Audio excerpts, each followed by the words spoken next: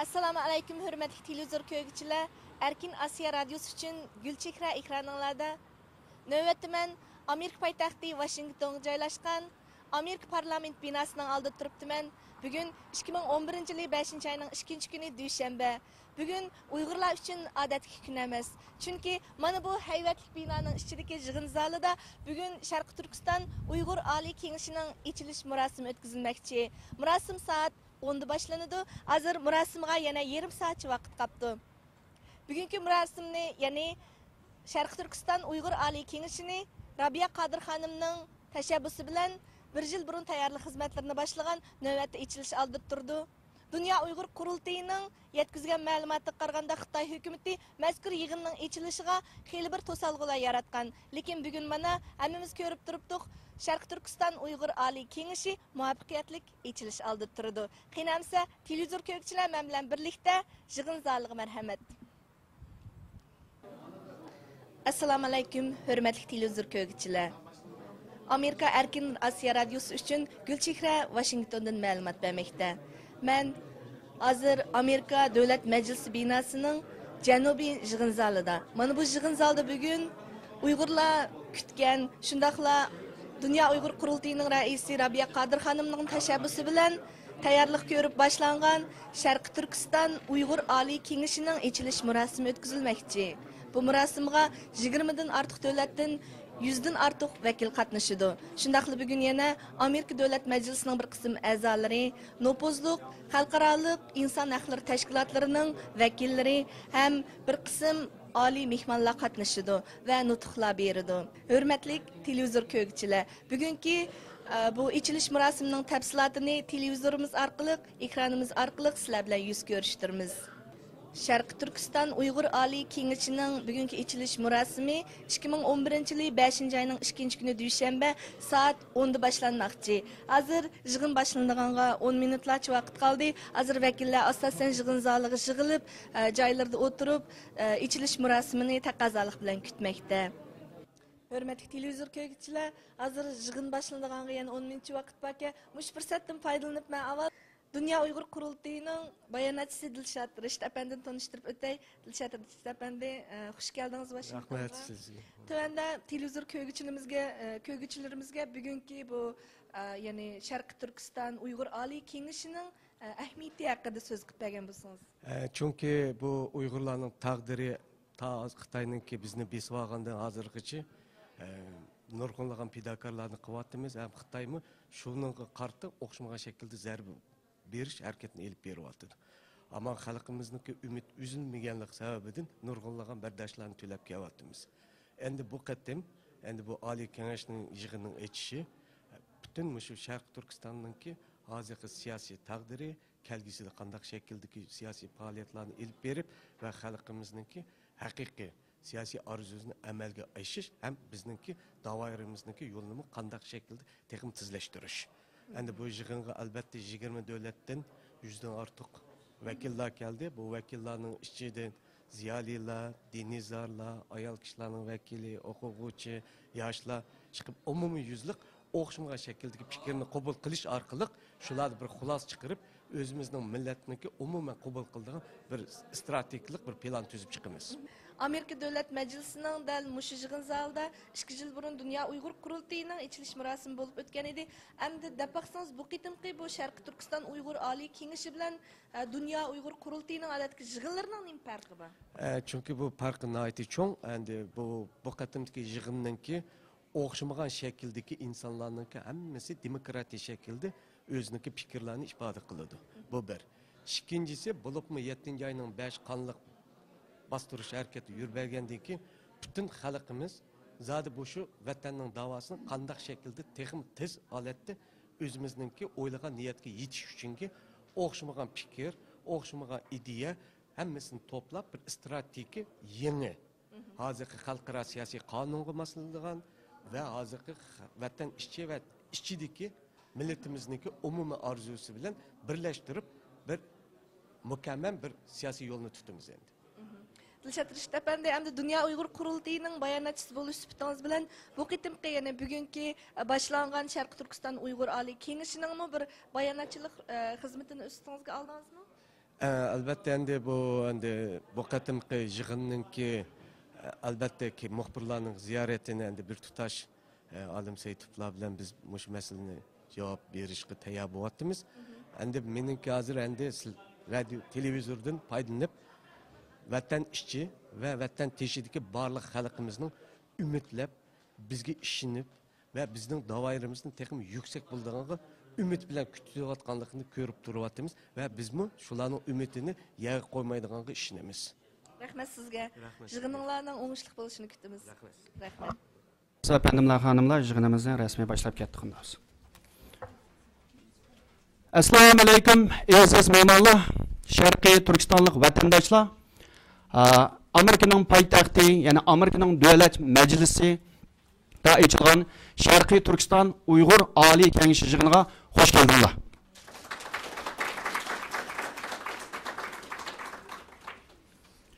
Good morning, ladies and gentlemen, dear friends, distinguished guests, and the honorable members of Congress.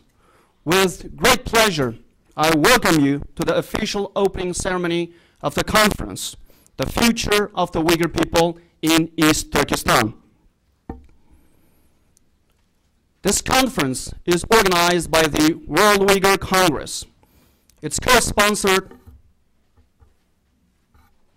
What's happening? Sorry.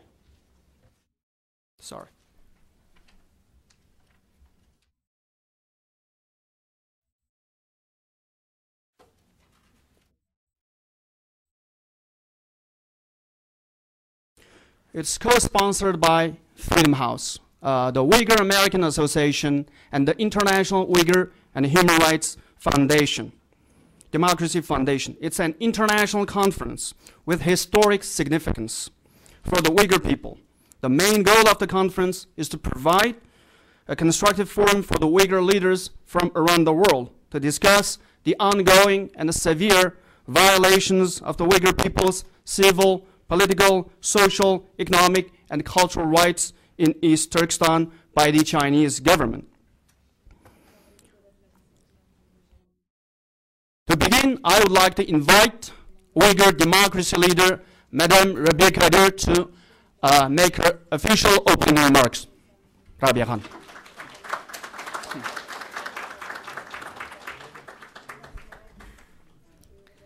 Assalamu alaikum. Barliq Sharq Turkistonning taqdiri uchun kengishib, vatanimiz Sharq Turkistonning erkinligi va ozodligi uchun Mishadi şunun yol xaritasini sizishqa dünyanın hamma yeridan kelgan qarindoshlarimiz bugün Amerikaning markazi va Amerikaning siyosiy markazi bo'lgan Capitol Hillning ichida majlisxonada hammanglar bilan bir yerga jamlashganimizdan nihoyat mamnun, sizlarga cho'ng oliy ehtirom bildiraman. Rahmat kelganinglarga. Şunun bilan Amerikadan kelgan mehmonlar, Kongress, Senator, NED, Freedom House hem barliq mehmonlarimizga chin ko'nglimdan rahmat aytaman. Biz bugun taşlanıp ketmaganligimizni mushu dunyoning hamma yeridan kelgan barliq xalqimizning taqdiriga ko'ngil bo'layotgan, Sharqi Turkistonning taqdiriga ko'ngil bo'layotgan, vatandagi turumlarda yetayotgan, tutilayotgan, etilayotgan xalqqa ko'ngil bo'layotgan xalqimizning mishaga to'plashishidan bizning xalqimizning yetim qolmaydiganligi va o'zimizga ega chiqa oladiganligimiz va bizning mush Capitol Hillning ichida bu yig'inni ochalishimiz dunyoning bizni tashlab etmaganligi va mana mushundaq bir so'rinlarda bizga siyosiy so'rinni hozirlab berayotganligi, bizning taqdirimizga ko'ngil bo'layotganligi, biz dunyodan hamma yerdan kelib bu yerga to'plashganligimiz, o'zimizning taqdirimizni o'zimizning cho'qim tashlamay hal qiladiganligimiz, bu so'rinni bizga hozirlab berib, mayli kongressdan bo'lsin, mayli senatordan bo'lsin, mayli Human Rights Watch'dan bo'lsin, mayli kishilik huquq tashkilotlari Amnesty International, Freedom House bo'lsin, mushu Amerikadagi yuqori darajalik siyosiy yo'llarning mishaga kelib, bütün dünyadan yığılgan Uyghur ve Şarkı Türkistanlı kırındaşlarga meşhede dekilat birişi sizlerni biz taşlap etmeyimiz. Sizlerinin akınladı biz ba. Sizler çokum özenglarının erkinliğine özenglar çıkıslar. Sizlerinin erkinliğinler için biz her yerde sizlerinin avazınla bulumuz deyişten ibaret ve şunun direktör buludu. Ben bugün özümüzden şunca yıllardan beri, 60 yıllardan beri gözlerimizden kan, yaş temip muşu küllerini arzu kılandık. Mana bugün Amerika'nın Washington'da, muşu Kapitol Hill'nin içinde, muşu Kongres senatör ve bütün siyasi tadqiqatçılarımız hemimizin bizge dekilat birişi, cevap birişi ve birlikte bizden kollaşı asasında muşu sorunga birlikte cem bulalıqalığımızdan halkımız haberdar olsa qancha ümitlenip gidetti, qancha hoş olup gidetti dep oylayman. Mana bugün bütün Orta Asya'daki, bütün Şarkı Türkistan'daki, bütün dünyadaki Uygurlarımız körüyatıdı. Radio Free Ajar'dan naq meydanını beriyatıdı. Biz özümüzden azatlığı üçün ve özümüzden takdiri üçün Kapitol Hill'nin içinde sadalarımızı dünyaya beriyatımız. Bizden avazımız bugün bütün garip dünyası, bütün dünya, bütün Asya, bütün dünyaya muşu ödün tarkılıdı. Ben bugün muşu sorunga kelip, canılışıp, özümüzden takdiri ve bizden takdirimiz için fikir kılatkallarının hemisiga rahmet etimen. Bugün bizden jığınımızdan eçilişi başlandı. Ben eçiliş marasını bilen Şarkı Türkistan Ali Kengişi'deki barlık dünyadaki 20 milyon Uygur'unu ve Şarkı Türkistanlıkını çin köngümden tebrikleyin. Rahmet.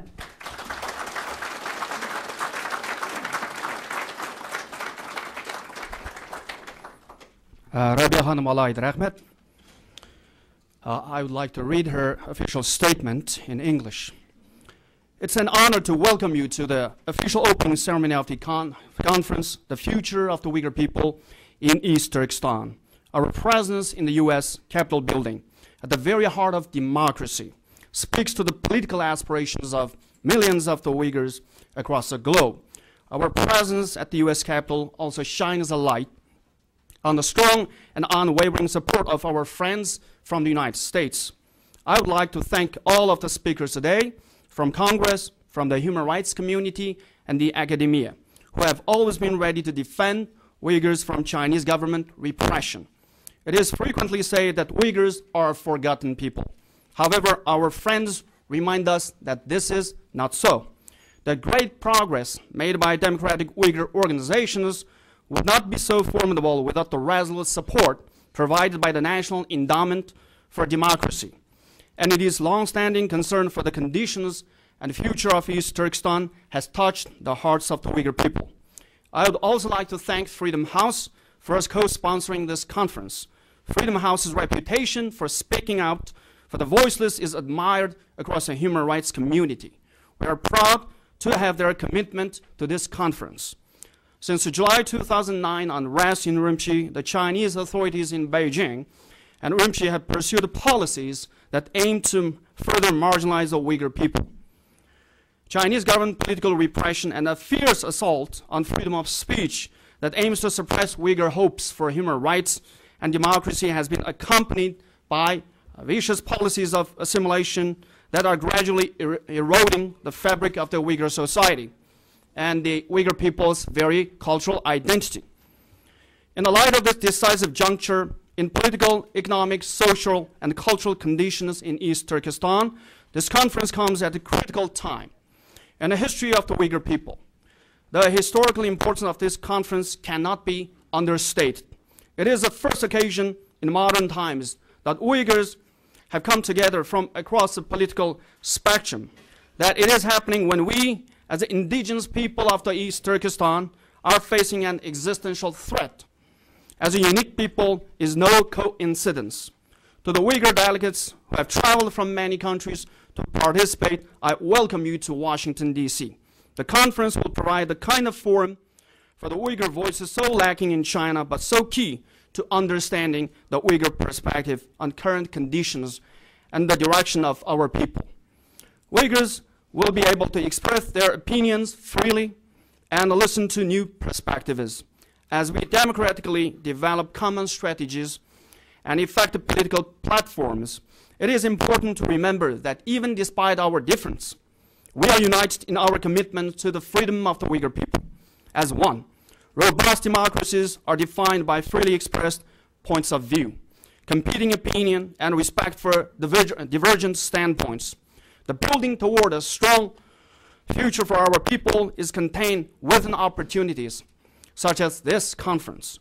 We must step up confidently, seize this opportunity, and show our people that it's not the authoritarian government in Beijing who defines us, but it is we, the Uyghur.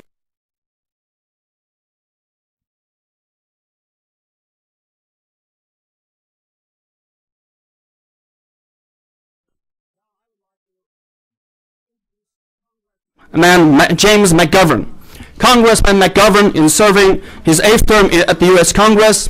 At the moment, Congressman McGovern serves as a senior minority whip, the second-ranking Democrat on the powerful House Rules Committee, which sets the terms for debate and amendments on most legislation, and a member of the House Agriculture Committee. Mr. McGovern is also co-chair of both the Tom Lantos Human Rights Commission and the House Hunger Caucus. Since his election in 1996, Congressman McGovern has been widely recognized as a tenacious advocate for his district, a tireless crusader for change, and an unrivaled supporter for social justice and fundamental human rights. Let's welcome Congressman McGovern.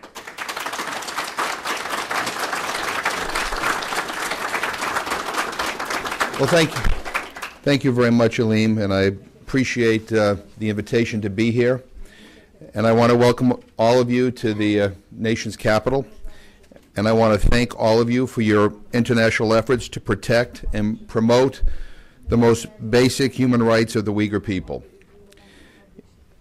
I'm sad to say that there are a few people in the United States who I think fully realize that various regions of China were once autonomous and independent countries.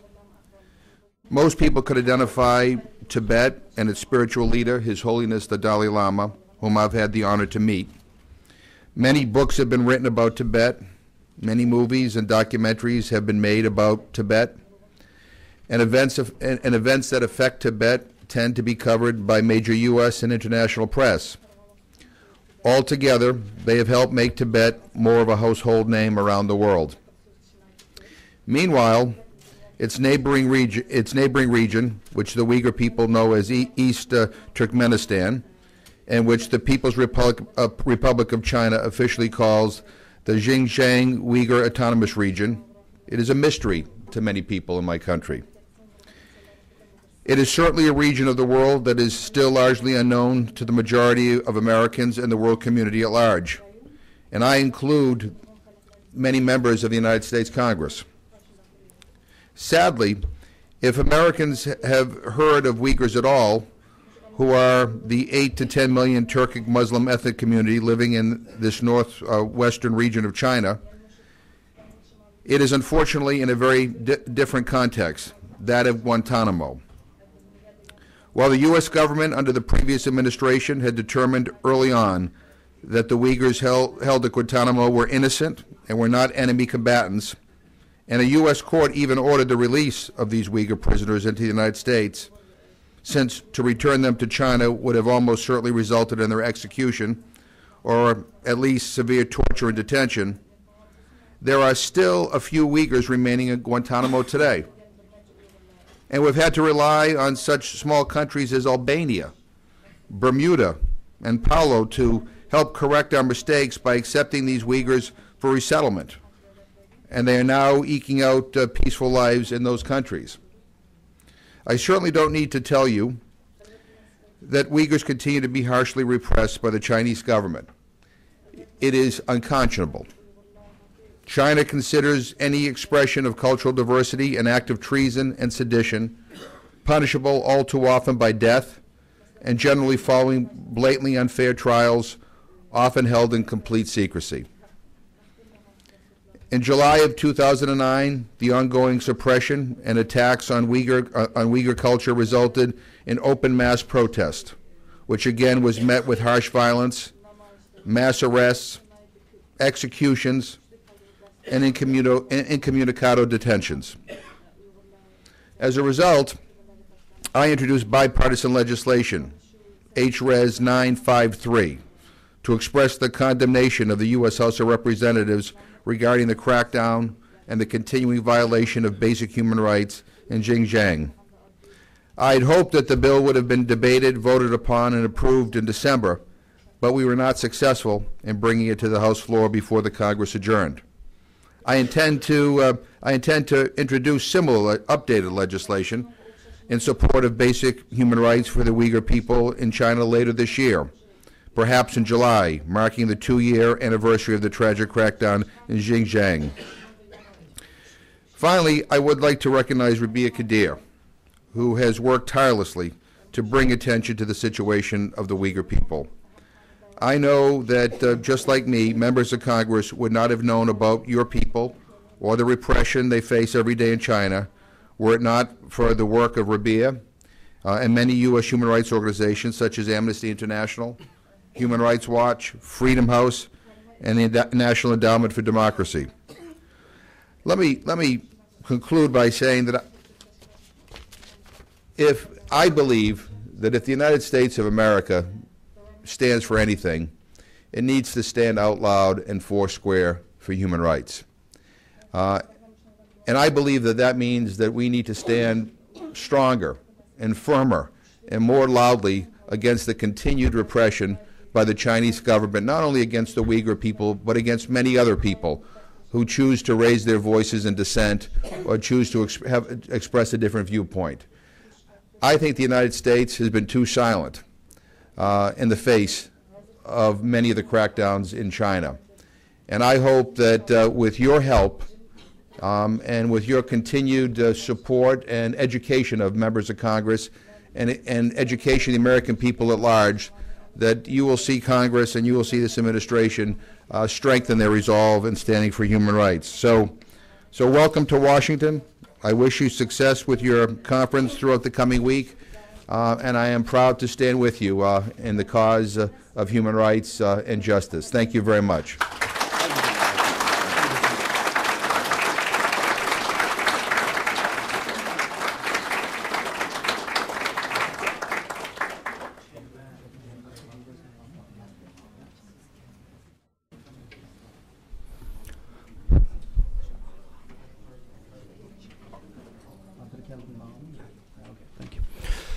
Thank you so much, Congressman McGovern, for your excellent remark and for your long-standing support of the Uyghur people, and as well as your introduction of many resolutions over the past years. And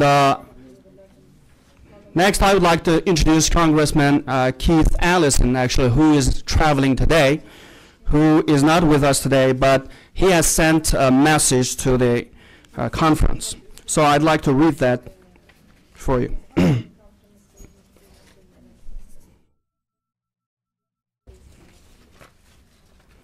Here is his message. He sent us. We invited Congressman Keith Ellison to attend the opening ceremony this morning. Unfortunately, he's traveling and cannot make it.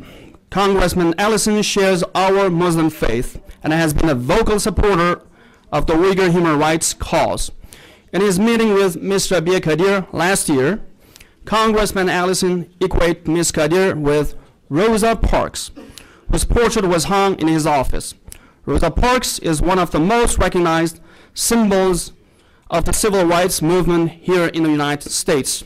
It was a much appreciated and honored comparison. Congressman Ellison conveys his regret that he is unable to attend today, but wants to reiterate his support for House Resolution 953 from last Congress, which was introduced by Congressman James McGovern. As you may know, the resolution strongly condemns the Chinese government's violent crackdown in July 2009, calls on the Chinese government to cease such crackdowns on the Uyghur people, and urges the U.S. government to raise those human rights concerns in all meetings with the Chinese officials. We thank the Congressman for his support.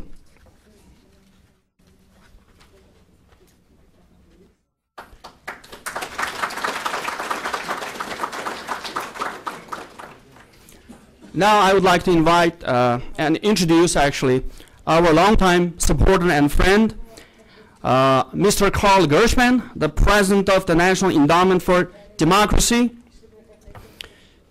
In addition to presiding over the endowment's grants programs in Africa, Asia, Middle East, Eastern Europe, the former Soviet Union, and Latin America, he has overseen the creation of the quarterly Journal of Democracy, International Forum for Democratic Studies, and the Reagan Fasol Democracy Fellowship Program.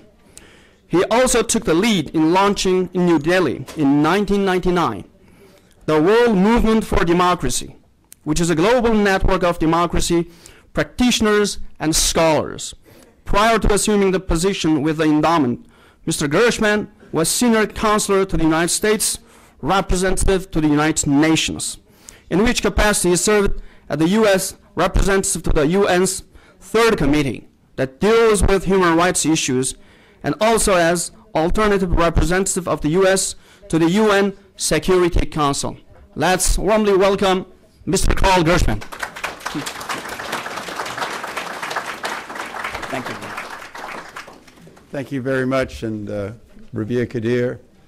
And let me say what a very impressive gathering this is.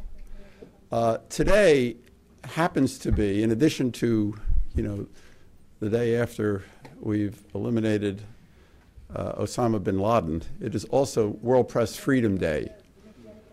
And on the occasion of World Press Freedom Day, the National Endowment for Democracy, in cooperation with some other institutions and in cooperation with UNESCO, is celebrating World Press Freedom Day here in Washington at a conference a few blocks from here at the museum.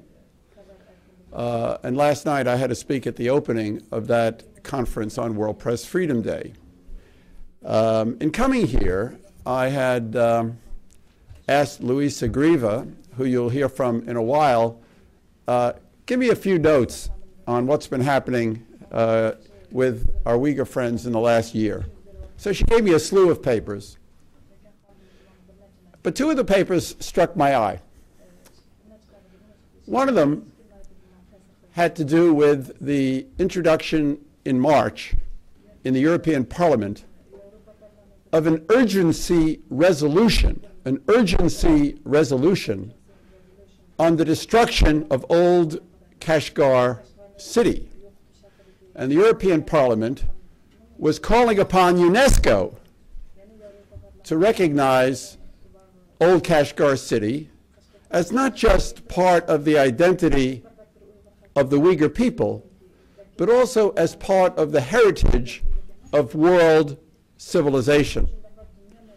And the urgency of the resolution, of course, derived from the fact that, as you all know, the Chinese government is in the process of destroying this very central element of world civilization, old Kashgar city. And they were urgently calling upon UNESCO to recognize the importance of this and to begin to include old Kashgar city in the list of protected places in the world. A second piece of paper that I had to do with the fact that the Chinese government itself had introduced a motion within UNESCO to have the Meshrep practice included as an intangible, as part of the so-called intangible cultural heritage recognized by UNESCO. The Meshrep, as we all know, is a practice of gatherings, a traditional Uyghur practice, and it's a practice that the Chinese government has banned, as a result of which we had the Gulja uprising in February of 1997, because they were protesting against the repression and the prohibition upon the Uyghur people to practice this traditional form of community gathering. And yet here was the Chinese government itself introducing something to recognize Meshrep. While it was repressing it, it was also calling upon UNESCO to recognize it as part of the world's cultural heritage. And the World Uyghur Congress had distributed this piece of paper that Louisa shared with me, basically saying that the Chinese government was engaged in an act of deception while they repress, while they destroy the traditional culture. They were, in a token way, showing that they recognized it. Maybe they want to send to Disney World. Well, why am I saying this? I'm saying this because last night I had the good fortune at the opening of our World Press Freedom Day event to sit with the Director General of UNESCO. And I had these two pieces of paper.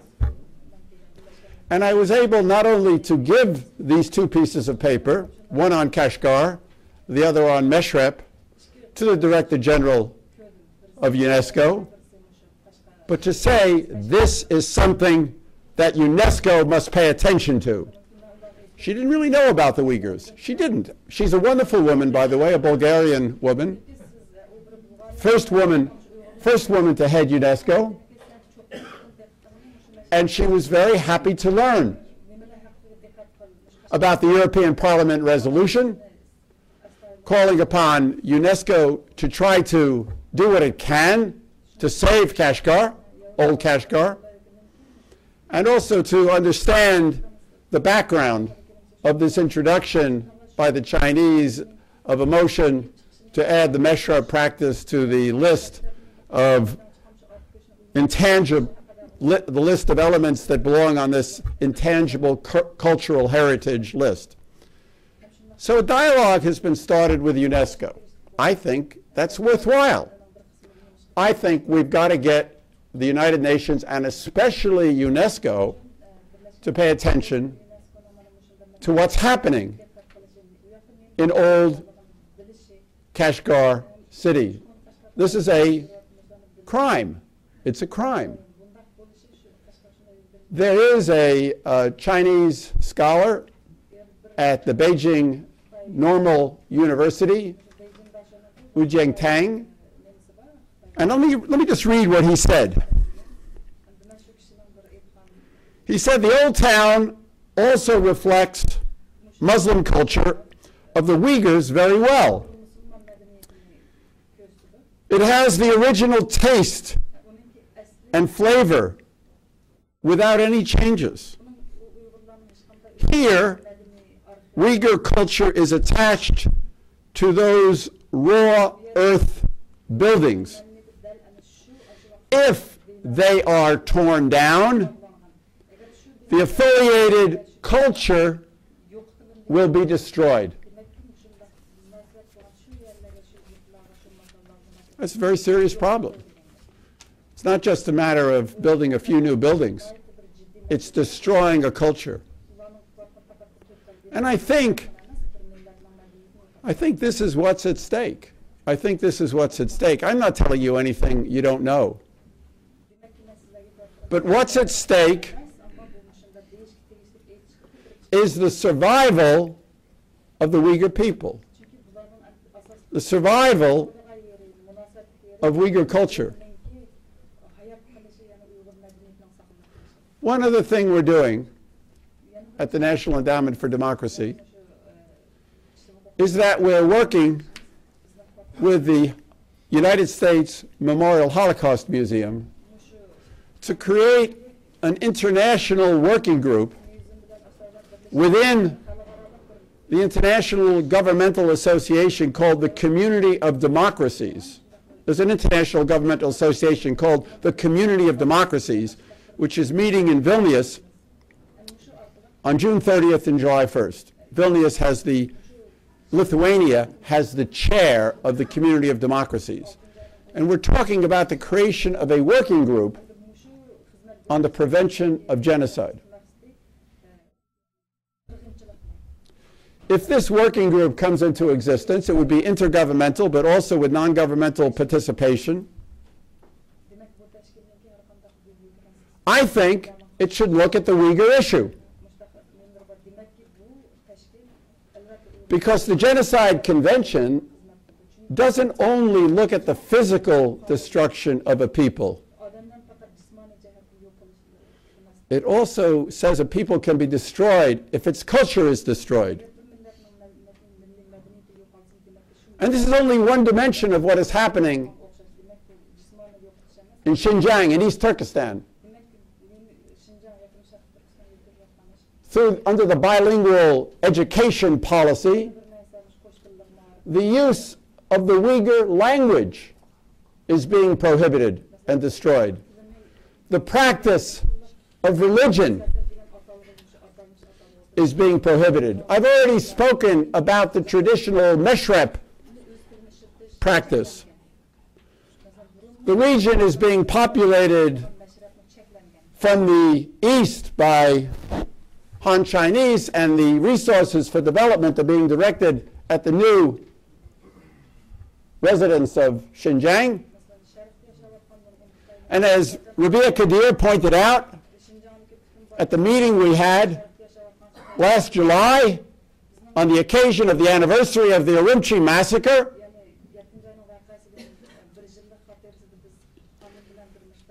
young girls from Urumqi and Kashgar and elsewhere in East Turkestan are being sent 3,000 miles to the east to work in factories. Who are these 17-year-old kids? Why are they being sent? Just for employment purposes? They're being sent there so that they won't be raising families. This is part of a more general policy of destroying Uyghur culture and the Uyghur people. This is something that the international community has to recognize. And on top of all that, you have the destruction of old Kashgar city. This is an urgent problem, and it's something the international community must recognize. That has within it a dimension, and I'll be very, very blunt in saying this. I know this is a strong word, but I've described the context. It has within it an element of genocide.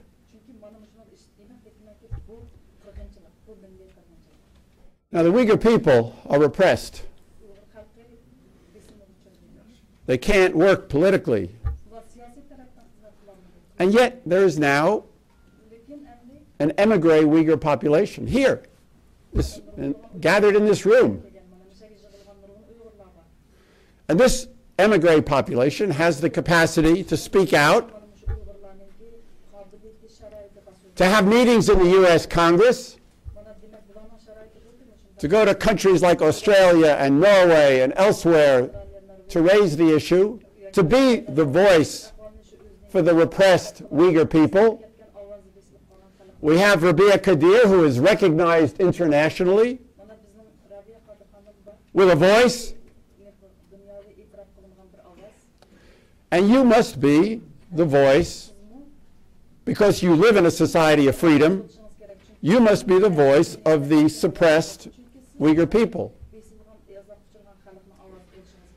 I think you're using that voice well in the way you're beginning to organize, in the way you're learning how American politics works, the European Parliament, Australia. We have to work at every possible level. But one final point. We have to work for Uyghur rights. We have to educate the international community about what is happening and the threat to the survival of the Uyghur people. But to be very frank, the Uyghur people will not be able to be protected and ultimately have their rights respected until China changes. The Uyghur people have a very close relationship in terms of interest with the movement in China for democracy. The movement represented by somebody like Liu Xiaobo, who got the Nobel Peace Prize last December, and we were together, Rabia and I, in Oslo when Liu Xiaobo received the Nobel Peace Prize, and this enormous international recognition. There is a democracy movement in China. Following the uprisings in Tunisia and Egypt, the Chinese government repressed anybody who would even put on the internet the words Jasmine Revolution. They're nervous. They realize that something like that could happen in China. There are over 400 million people on the internet in China. Everyone has cell phones. You cannot hide what is happening in the world. There are people in China who want normal political rights. This was stated in the Charter 08 Declaration that was signed by more than 11,000 Chinese intellectuals and activists, and is the basis of the Chinese democracy movement. It was signed on Human Rights Day, December 10th, 2008, and it was named after the Charter 77 resolution in Czechoslovakia, which ultimately led to democracy in Czechoslovakia, and now two countries, the Czech and Slovak republics. So there's a movement in China. We are supporting that movement. Ultimately, I believe that movement will have a chance to prevail, and there is an article in the Charter 08 Declaration calling for a federation, saying that it would have to be negotiated, because it also relates to Tibet. And in the Chinese view, it also relates to Taiwan. So these are issues that have to be negotiated. But I believe eventually they will be. And it will be part of a new China. A new China that is willing to respect the rights of the minorities that live in China and to grant them full cultural, linguistic, and religious rights. Eventually that will be worked out. And until that time comes, it is our responsibility collectively to work to preserve the Uyghur people, Uyghur culture, Uyghur identity, the Uyghur language, and to oppose in every way we can the effort by the Chinese government to destroy the Uyghur people. Thank you.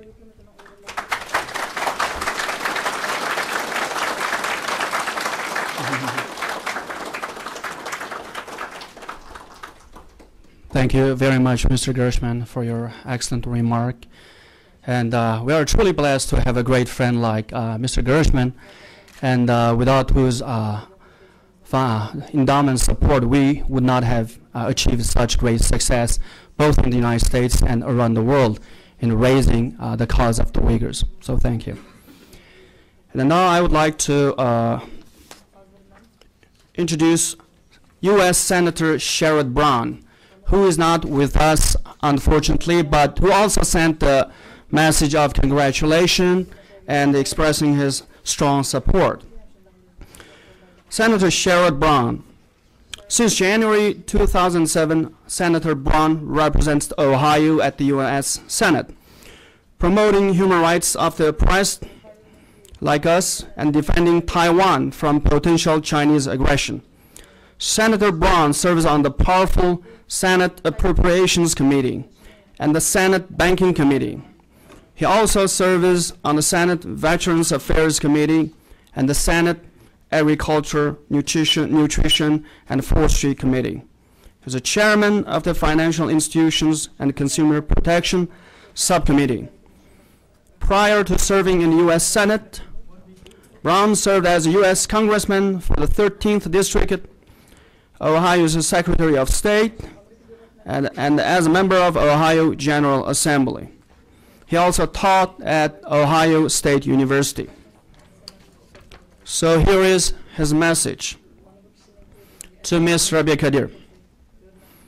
Thank you for inviting me to attend this year's meeting. I extend my sincere appreciation and gratitude to the World Uyghur Congress, the Uyghur American Association, the International Uyghur Human Rights and Democracy Foundation for your continued fight for human rights. Your work reflects the values of peace and prosperity that define the Uyghur people. Thank you for traveling from sites around the world to participate in Uyghur Week in Washington. As you well know, for more than 4,000 years, Uyghur people have inhabited the legendary Silk Road. Uyghurs are a people with a rich cultural heritage, one that has long supported cultural exchanges between East and the West. Today, under your leadership, Uyghurs continue to contribute to the diversity of our world in a positive and peaceful manner. Your work ensures the plight of the Uyghur people is not just confined to prisons and oppressed communities in China. Instead, thanks to your work, the plight of the Uyghur people is known and understood by all people and all governments who believe in human rights, cultural diversity, and religious freedom. For too long, the West has looked the other way, as China declares a war on human rights, including its systemic and intentional attack on the Uyghur culture, language, religion, and the way of life. The United States and all democratic governments must stand up, rather than apologize for, China's brutal regime. With your tireless advocacy, we will do that. I look forward to working with you to recognize and promote the Uyghurs' unique cultural heritage so that it may continue to contribute to the global good for centuries to come. Sincerely, Senator Brown.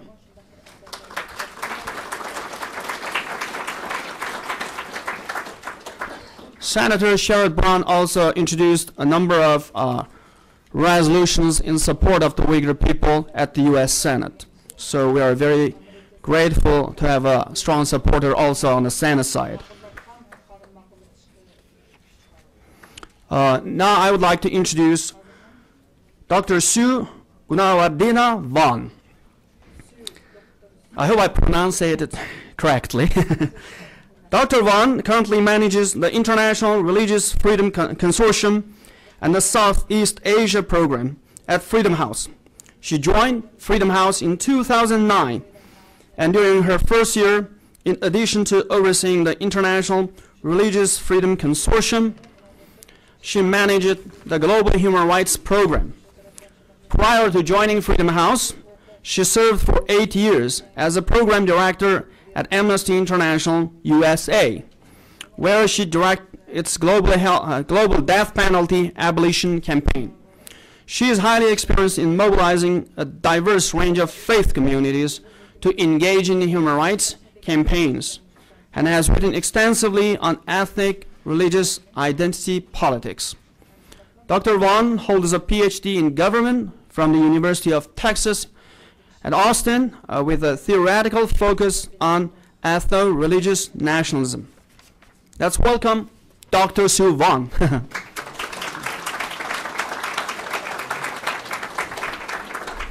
Thank you, Alan, and thank you to the World Uyghur Congress for having Freedom House at this very important event. Good morning to everyone, to our congressional guests, ladies and gentlemen, and a warm welcome to members of the Uyghur diaspora community. I bring you good wishes from my boss, David Kramer, who's Freedom House's executive director. As Carl mentioned, it's Press Freedom Day, and we have an event at the museum, and he's very sad that he can't be here with you today. And he sends his warmest wishes to you all. David has been a friend of the Uyghur community for a very long time in various different capacities that he's held, and he sends warm wishes to you, Ms. Kadir. And Ms. Kadir continues to be an inspiration to us all. Someone said today was a milestone because in addition to this event, it's World Press Freedom Day. Next Sunday is also a kind of a milestone because it's Mother's Day. And I want to tell you why I personally got involved in the Uyghur struggle when I was a program director at Amnesty International. It wasn't just because of the death penalty component.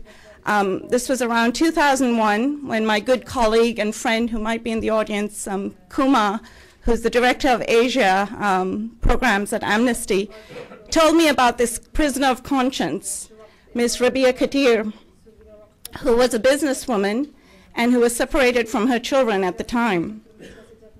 My own mother was a businesswoman, and my own mother was is quite vocal when it comes to social justice issues and human rights issues.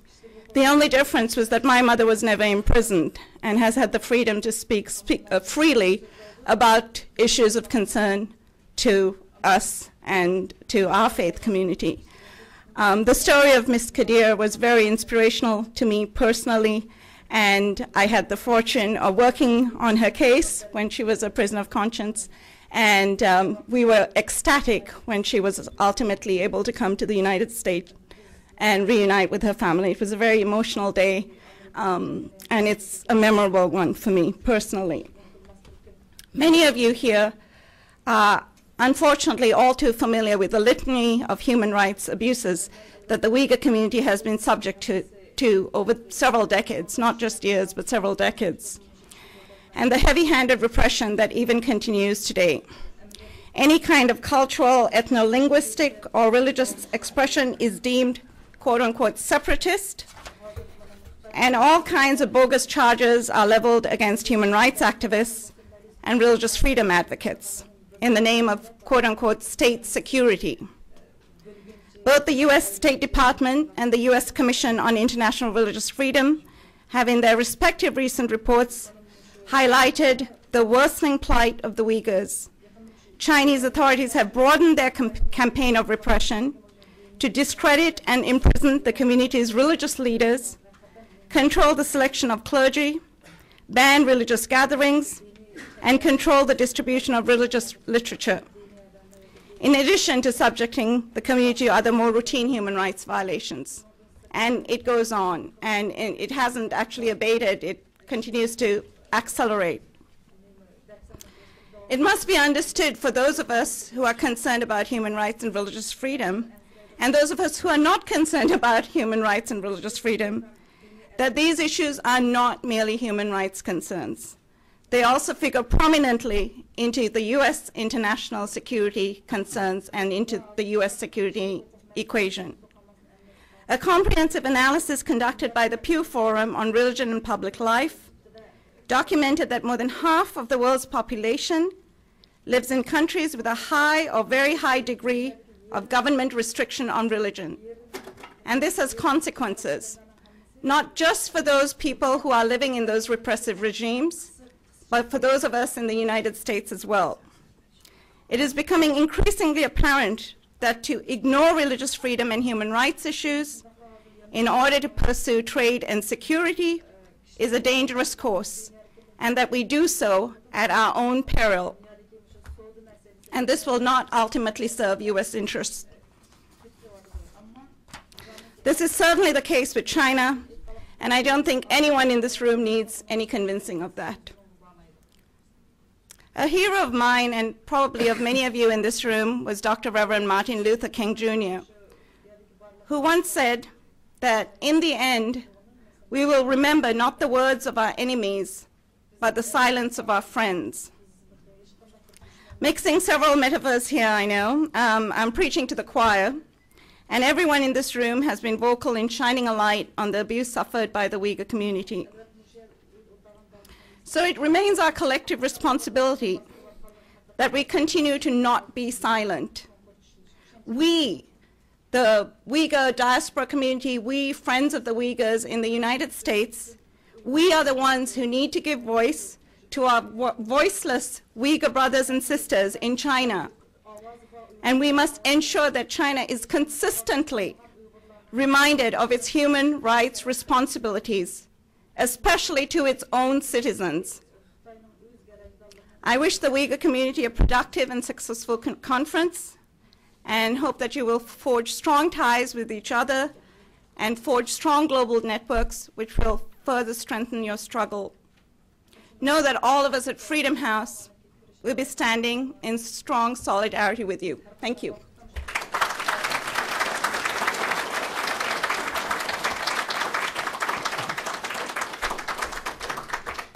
Thank you very much, Dr. Van, for your profound support of the Uyghur people and the deep concern of the Uyghurs' human rights issues.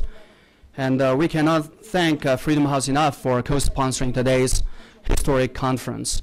And also, we are very grateful for former Assistant Secretary of State David Kramer for his long-standing support of the Uyghur people and his interest in Uyghur rights issues. And talking about former important State Department officials, we have a very prominent guest here. Next, I would like to introduce Mr. Randall Shriver. Mr. Shriver is President and also Chief Executive Officer of the Project 2049 Institute. He is also the founding partner of Armitage International, LLC, and a senior associate at the Center for Strategic and International Studies in Washington, D.C. He served as Deputy Assistant Secretary of State for East Asian and Pacific Affairs from 2003 to 2005, and also as Chief of Staff and Senior Policy Advisor to then Deputy Secretary of State Richard Armitage from 2001 to 2003. Prior to his work at the State Department, he was an independent consultant and a visiting fellow at the Center for Strategic and International Studies. Mr. Shriver has also served as an active duty naval intelligence officer. He has won numerous military and civilian awards from the U.S. government, and who was recently presented with the Order of the Propitious Clouds by the President of Taiwan for promoting Taiwan-U.S. relations. And so we are very proud to have the support of Mr. Shriver, and thank him for coming to speak, make an official remark at our opening ceremony. Let's warmly welcome Mr. Shriver.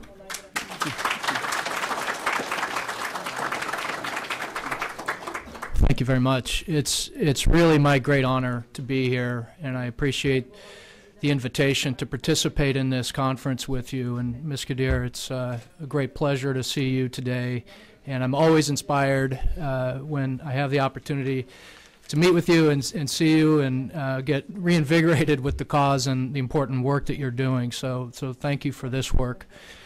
There's a saying that you're partly judged by the company you keep, and I know that today my reputation is enhanced just by virtue of keeping such fine company. You are here for a very important reason, a very important event, and I wish you all well, and thank you again for including me.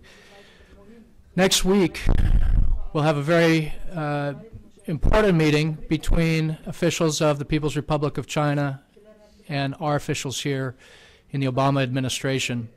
If form holds, this will be one of the largest delegations ever to visit the United States. We'll have two senior state counselors, one who will be a counterpart to our Secretary of the Treasury, Tim Geithner, one who will be a counterpart to our Secretary of State, Hillary Clinton. They'll talk about many issues, and they call this a strategic dialogue, actually a strategic and economic dialogue. But I'm afraid one issue that they won't talk as much about as I think all of us would like them to speak about is the issue of human rights, and in particular, the issue that our dear friends, the Uyghurs, face in Xinjiang today.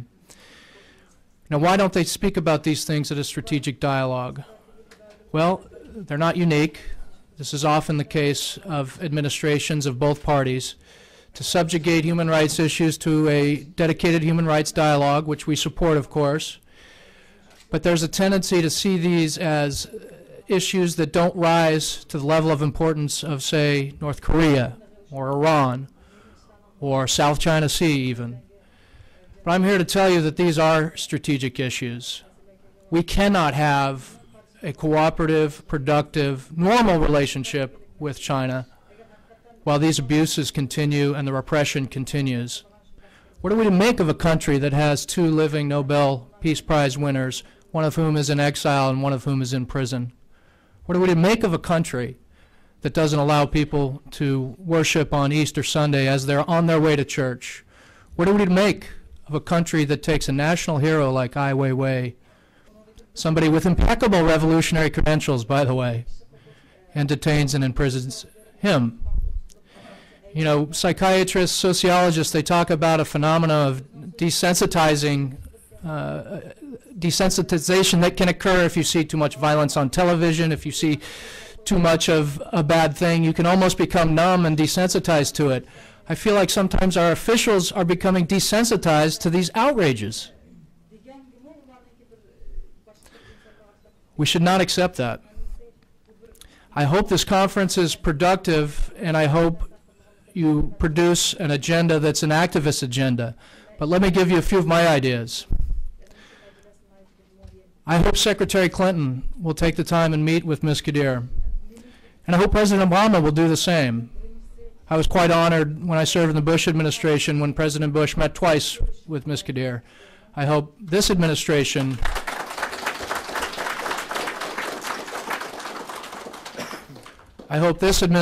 will do the same, not just as a symbolic gesture, but to hear firsthand from the most passionate and advocate person representing the people of Xinjiang. I hope that our Congress will continue to put forward these resolutions, but with all due respect, I hope our members get even more ambitious. It's great that there are sense of the Congress resolutions to talk about how we want the repression and the violence to stop, but I think we need a more activist legislation. We have a Tibet Policy Act. We have a Taiwan Relations Act. How about a Uyghur Policy Act?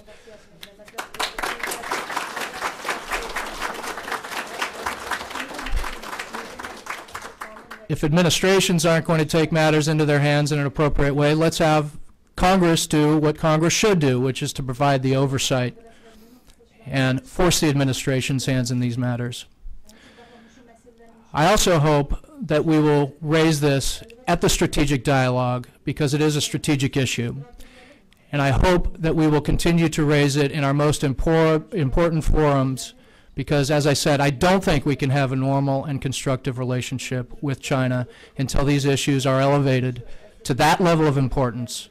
So I urge this administration, friends of the administration, those in the opposition, to keep hammering away that this is an issue that we want addressed at the highest levels of our government when we interact with Chinese counterparts. Again, thank you very much for the invitation. It's my great honor, and I wish you all the best with your conference.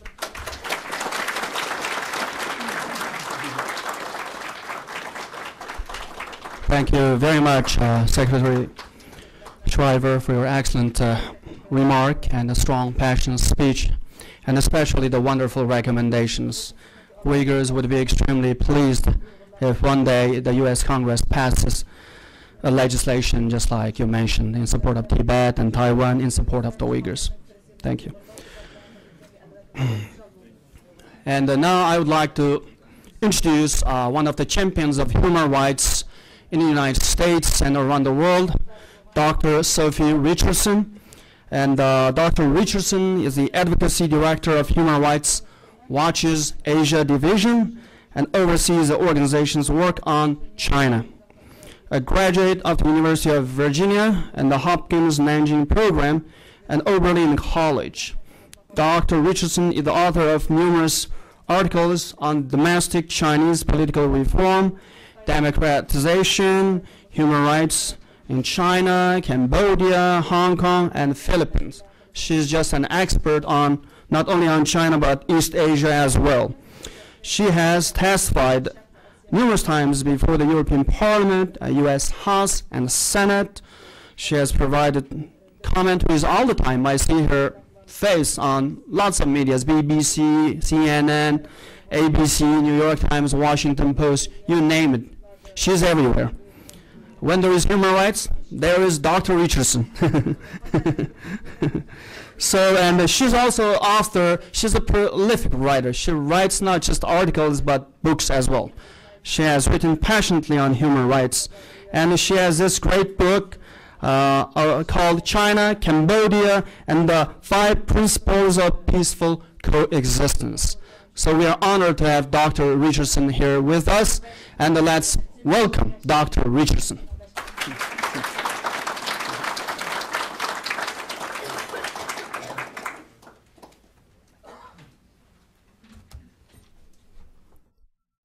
Thank you very much. It is a real pleasure and an honor to be here this morning. I want to start by conveying many of my colleagues' greetings to everyone here, but particularly to Rabia Kadir, who we've had the pleasure of hosting several times and who we have worked with for a long time.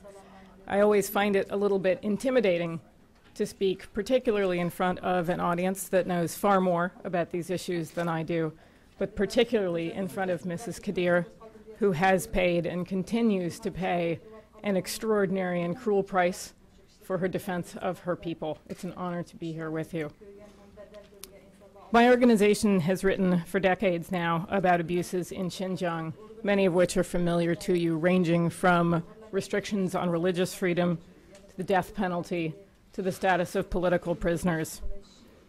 The Chinese government continues to conflate expressions of Uyghur identity, be they cultural, religious, or linguistic, with the 3 evils of separatism, splitism, and terrorism. This is, in our view, an expression of the Chinese government's hostility towards its obligations under international law. Of even greater concern, over the past 2 years, we've written extensively about the phenomenon of enforced disappearances. This is, in the human rights world, one of the most serious kinds of abuses that can take place, because it is, by definition, the state disappearing individuals wholly outside of due process. There are no warrants. There is no information given to family members. There is no information whatsoever about what has happened to people. They simply disappear. We have documented this in the wake of the July 2009 protests. We have documented this with respect to the Uyghurs who were refooled from Cambodia to China last year. We have documented this in the case of other refoulement. People who've been disappeared run serious risk of torture or other kinds of ill treatment, or worse. Some are simply never found again. And this is, again, in our view, indicative of the Chinese government's intransigence, not just to its commitments under international law, but to its own laws. And this, I think there is no greater statement about a government's unwillingness to play by the rules, be they international or its own, than to disappear people, men, boys, children, adults, women, with no information given to their family members. I want to echo some of the recommendations that have been made this morning. It's not just important to hear people from the US government or other governments recognize the kinds of abuses that Uyghurs live through day in and day out, year after year after year. It is unacceptable for any government to give comfort to the Chinese by meeting with the very architects of these abuses and not meeting with the peaceful leaders of a movement such as this, like Mrs. Kadir. We see no reason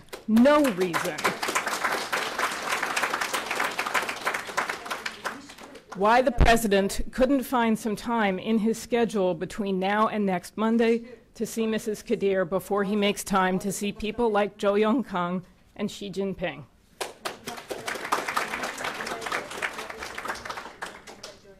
In addition, Secretary Clinton said about 18 months ago that, quote, every day is Human Rights Day at the State Department. Well, if every day is Human Rights Day at the State Department, I see no reason why every dialogue with the Chinese government shouldn't be a human rights dialogue.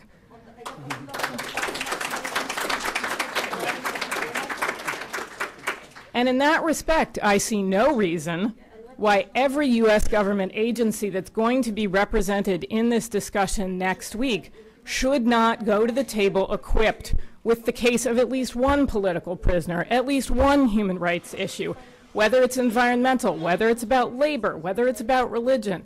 Every single agency should be raising with its Chinese counterparts a human rights abuse, because unfortunately there's still plenty of them to go around. We wish you the very best for a successful discussion this week. We appreciate your leadership and your inspiration, and we look forward to continuing to work with you. Thank you very much.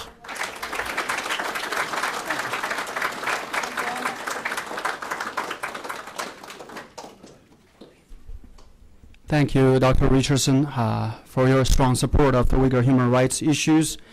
And as we know, Human Rights Watch is one of the most prominent human rights organizations around the world.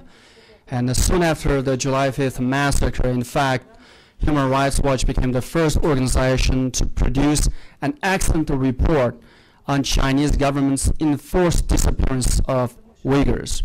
And that report played a very important role in informing the international media, government officials, and public who actually were suspicious that probably the Chinese version of the story was correct.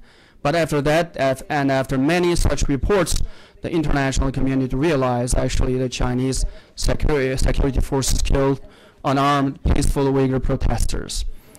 So thank you. And next, I would like to introduce the champion of human rights from another co-equally important human rights organization, Amnesty International. And I would like to introduce Mr. T. Kumar. Mr. Kumar has long been a great friend of the Uyghurs, who also personally worked on the case of Ms. Kadir. And Mr. Kumar is now the director and international advocacy for Amnesty International USA. He has worked in several Asian and African countries and served as a human rights monitor in many Asian countries, as well as in Bosnia, Afghanistan, Guatemala, and South Africa. These countries that had many, many human rights issues in the past. He has also served as director of several refugee camps, so he understands human rights and the suffering of oppressed people. He worked very hard to secure Ms. Rabia Kadir's release when Ms. Kadir was imprisoned by the Chinese government. Let's welcome Mr. T. Kumar.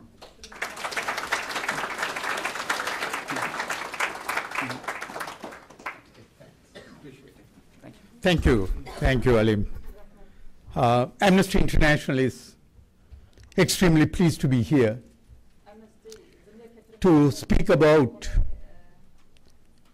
a group of people who have been abused, brutalized by one of the powerful countries in the world, namely China.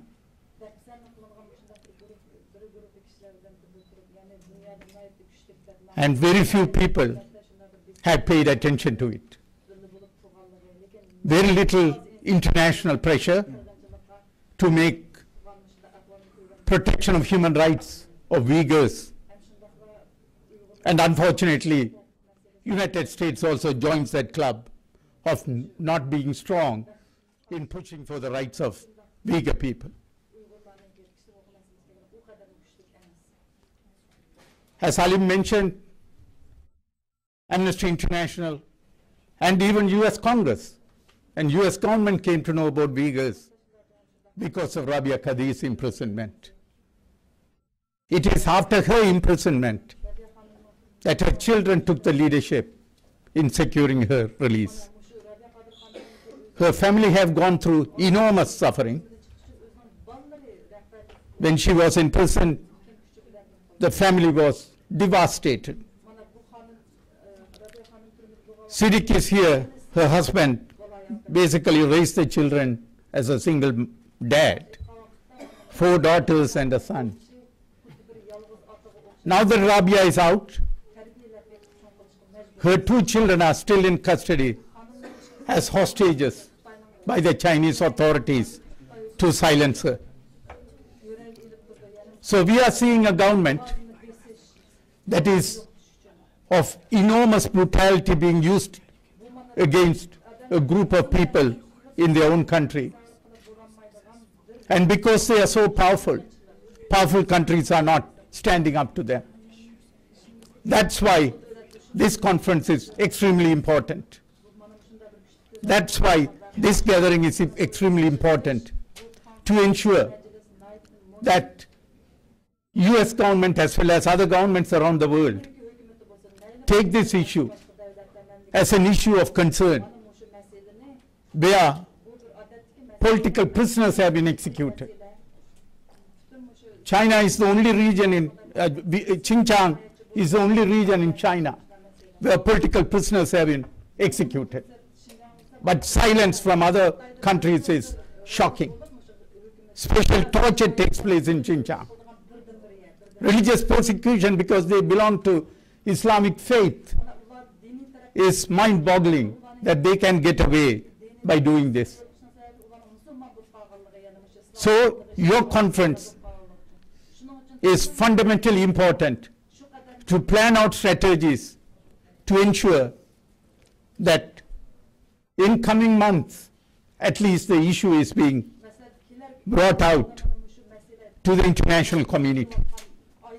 As a first step, we would urge President Obama to meet with Rabia Kadir and others. President Obama is the only president of recent times who did not meet with Rabia Kadir and other Chinese prisoners from China. We don't know why his advisors are advising against that.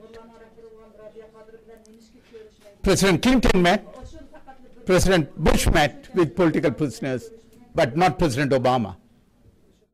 So it's time for President Obama to at least send a message that he cares about human rights of Uyghurs and other human rights activists in China. We urged repeatedly before the last meeting with the Chinese president here to meet with the presidents of the prisoners of China.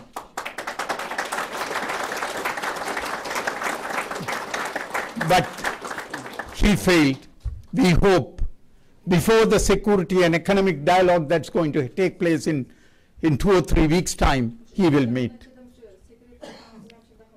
And also Congress, stand up. You have spoken up, but it's not enough because of the forgotten people of Uyghurs. So we hope this is the time to move forward and we all work together. Before I close, I also want to recognize Hans Hogrever, who on his own right is a champion of human rights and also Uyghurs. We couldn't have done our work without Hans.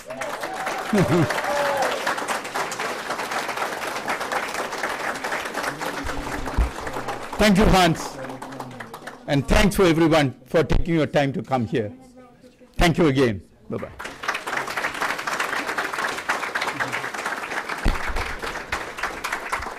Thank you, Kumar, and we are very grateful for your long-standing support of the Uyghur people and deep concern of the Uyghur issues, and with people like you that Uyghurs have a better days ahead.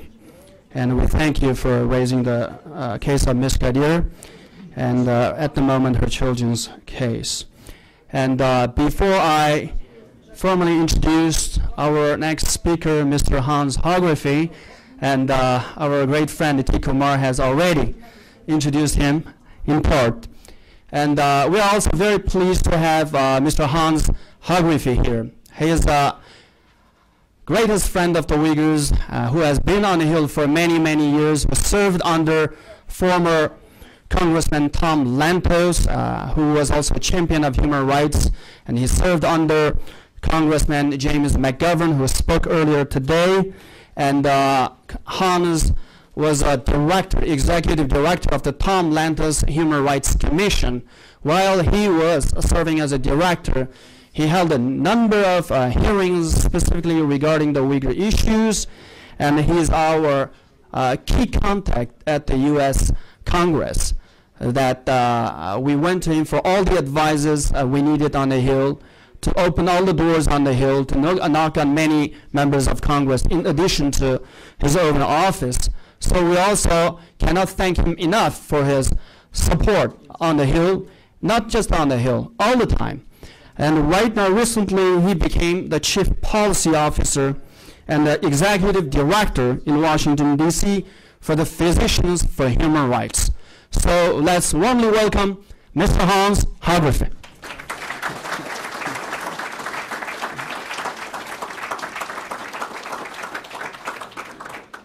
Thank you, Hans. Thank you so much. Good morning, ladies and gentlemen. Well, after being billed and praised so highly, I don't even know how I could possibly live up to these expectations, particularly as I follow a whole string of speakers that have really laid out for us so clearly the journey of the Uyghur people, both where, with regard to the United States Congress, the US government, the journey of the Uyghur people into the minds and the hearts of the American people, which my former boss, Mr. McGovern, had already pointed out to. That is still a journey that needs to continue. Unfortunately, all too often, Americans associate Uyghurs or have heard about Uyghurs only in the Guantanamo context. And in the Guantanamo context, they very often haven't heard the full story. They haven't heard the story of how the US government detained Uyghurs, even though they were cleared fairly early on, and just simply could not return them to China because they would be tortured. And as great credit to the previous administration, they did not give in to the temptation and the pressure of the Chinese government to return them to China. And I want to say that as somebody who's worked for the Democrats, of course, you can all guess what my thoughts were on Guantanamo in general, but this is something that I think the previous administration deserved does deserve credit, because the pressure was just enormous of the Chinese government to return those Uyghurs. There's no doubt about that. So that journey we still have to work on, that Americans know more about Uyghurs, know more about the culture, and know more about this region that has such a vibrant, interesting culture that is so unique and so different, despite of what the Chinese government says. And to help the Uyghur people to be as a household name, as my former boss said, as the Tibetans are, right? Many of you have done that. Many of you are the driving engine to get this story out, to make sure that people understand what is really at stake. And Karl Gershman was just so eloquent in pointing out what the consequences are if we just sit back and not allow and just watch this whole catastrophe unfold, and then say, well, you know, too bad. What could we have done? The time to act is now. Several speakers have already referred to the Uyghur Policy Act. Now, I worked on this conceptually. I was one of the people in Congress that have tried to make this a reality. This also is an uphill struggle, and we need your help and your support with that. Because there's really, as Secretary Shriver pointed out, there's really no reason. Why do we have a Taiwan Relations Act? Why do we have a Tibet Democracy Act, right? Why do we have a Burmese Freedom and Democracy Act? Why do we have the Jade Act? Why do we have all these acts, but nothing on Uyghurs? Now, let me say, it is, of course, very important, and very often these are precursors in the US government, to have these really strongly worded resolutions, because again, the U.S. government is really a microcosm of the American society at large, right?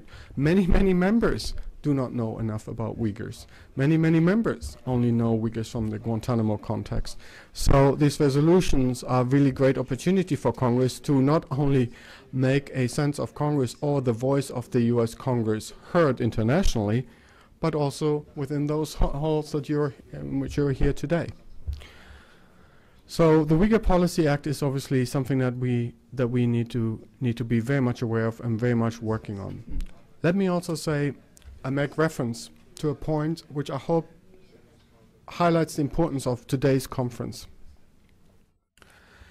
In the early 80s, a relatively unknown member at that time from San Francisco by the name of Tom Lantos decided to invite a spiritual leader of a group of people, of an ethnic group, that he first met in Nepal. And those were the Tibetans, the Tibetan refugees. And he decided, why should I not invite His Holiness the Dalai Lama to the US Congress? Well, sometimes it takes the naivete of a freshman to start really, really big things. Because no sooner has word come out that this is what he's going to do for the very first time, an official invitation to US Congress, that virtually all hell broke loose. From the president down to the foreign minister, for the Secretary of State, everybody was telling him, you individually will end our our bilateral relations with China, and you do that single-handedly by extending this invitation, and the world is going to come to an end, and you should not do this. And everybody and their brother called my former boss, Tom Lantos, who I served for 15 years, and said, do not do this. There will be unforeseen consequences. Well, the consequences actually did happen. And this is what is relevant for this today. At a gathering in a room that is much less ornate as this one, in a fairly shabby, very functional room, the Dalai Lama met with a handful of members of Congress. And what he did in this meeting was basically completely ignored for the most part, had it not been for an intern at the Washington Post. An intern who served at the style section and who was Buddhist and who said to the chief editor, would you mind if I came to go to this event? And I guess, the chief editor thought, well, it's part of the internship here in Washington, it is to go to Hill. Good luck to you. Go and do it. This intern took the only picture that still survives today of this historic meeting, which was then published in the style section, because that's where she, I guess, worked. This was in World Events, or on a federal page. But this is how it started, right? It started in a very small room. And His Holiness at that point laid out his 5-point peace plan, for which he later was awarded the Nobel Peace Prize. That was the first time that he explained that. And this is what I think the relevance of the question that you have given yourself and the task that you have given yourself for today's conference, what the connection is. Today again, you're here, and you have a chance to do something truly historic. So I wish you the best of luck in your journey. I urge you to keep the model that the Tibetans have chosen. The peaceful insistence of cultural and economic and religious rights, your right to access to health, your right to access to education, your right to access to jobs, to keep that as the platform of your discussions. Because there's nothing that the Chinese would love more than for you to leave this peaceful insistence on these rights. Because the peaceful insistence of these rights have given you friends, support all over the world. And nowhere is that better come together or embodied than in Rabia Qadir. She is your voice. She has led this movement from, in a few years, only in a few years, she was able to achieve hearings in the US Congress. So what Rabia, and in the European Parliament, in other parliaments around the world, and has given this movement so much attention that it is practically beyond belief what Rabia was able to achieve. Of course, with your help and your support, because you helped her, and you are the multipliers, basically. You are the Uyghur voices. So raise these voices as you've done in the past. In my view, you are exactly on the right path, and it is important that you now start thinking to maybe formalize that, to have a plan, a plan that you can announce, a document that would so clearly lay out your way, your future way. In that, I wish you the best of luck and all the blessings. And I will always stand now also in my new capacity, of course, ready to work with all of you. And I know you have many friends on the Hill. I will be able to help and assist with whatever you need. And it has been a great honor to work with you and while I was serving on the Hill. But it is the greatest honor for me to call Rabia a friend. Thank you very much.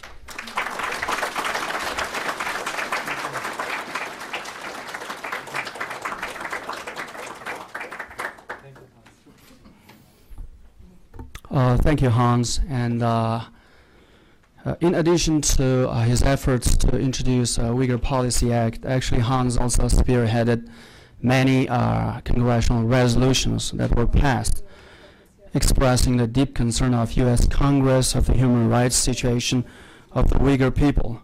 So we also can't thank him enough for all of his efforts in promoting the rights of the Uyghurs. And among the invited distinguished speakers today, in addition to members of Congress, former government officials, and the human rights communities, we also have American scholars who are specialized in the Uyghur issue, not only on China, but on the Uyghur issues. So today we are very pleased to have Dr. Drew Gladney. Dr. Gladney has known the Uyghur people for at least last 20, 30 years, and he is a friend of the Uyghur community in the U.S. We all know him very well, and he has specialized on the Uyghur issue, and he even speaks a pretty good Uyghur, actually. You'd be surprised.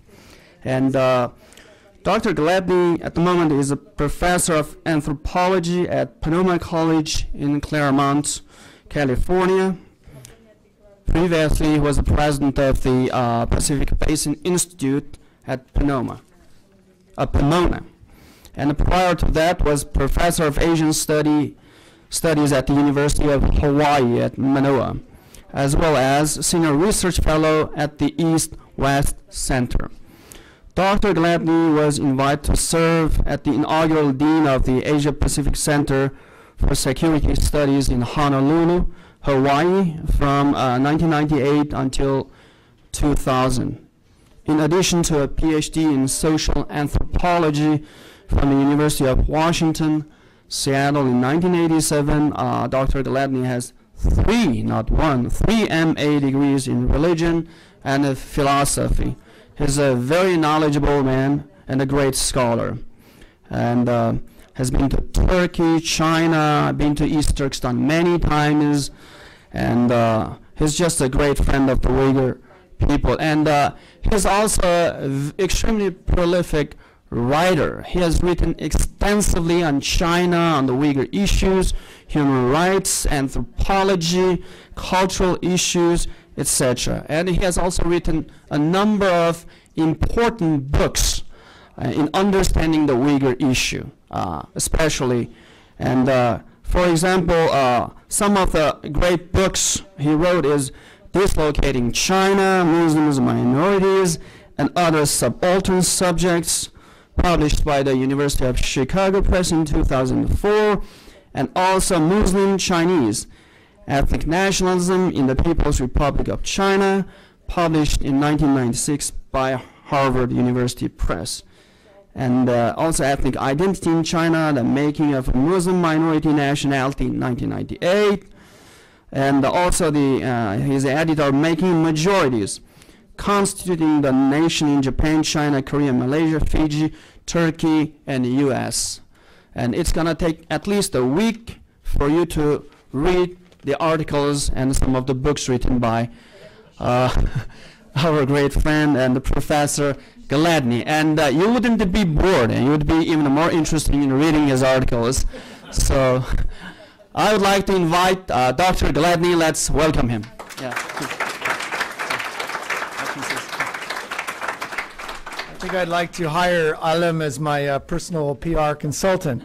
And I wanted to, I was asked to not give a long lecture today, I will spare you that, but just to get until tomorrow, you'll get a long lecture from a professor.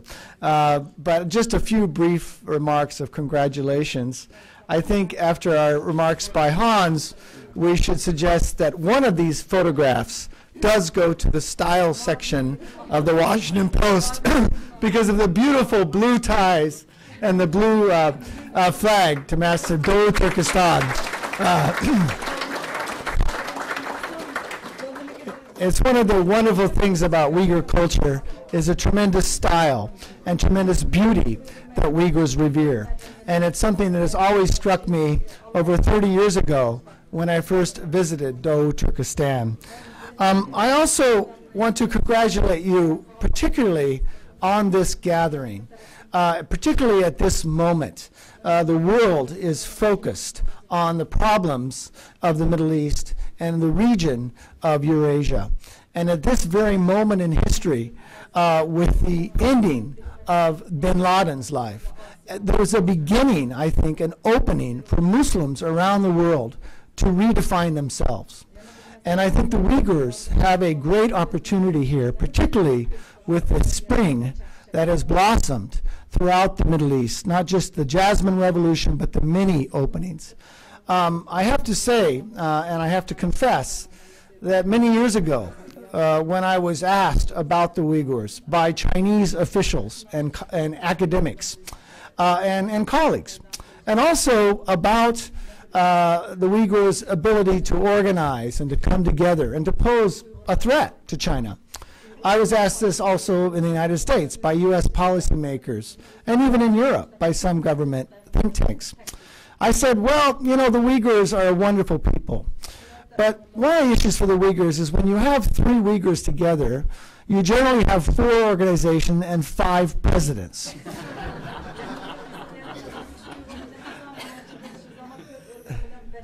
This has changed.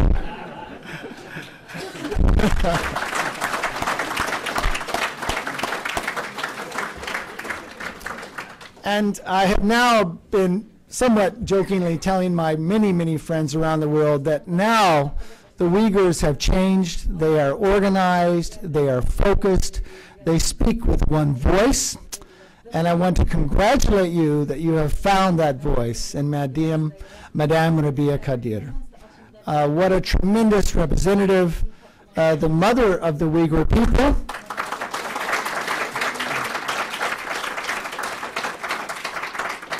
And I often say to my friends that while the Tibetans have the Dalai Lama, the Uyghurs have the Dalai Mama.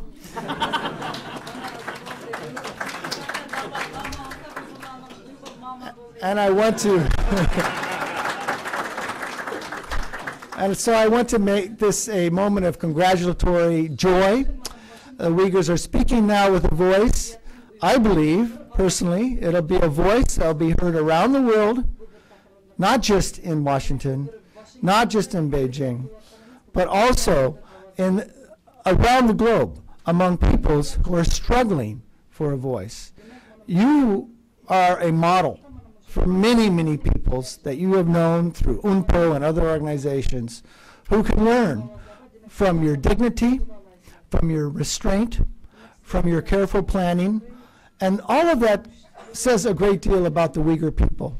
Their dedication, this long suffering, the tremendous suffering that you've been through.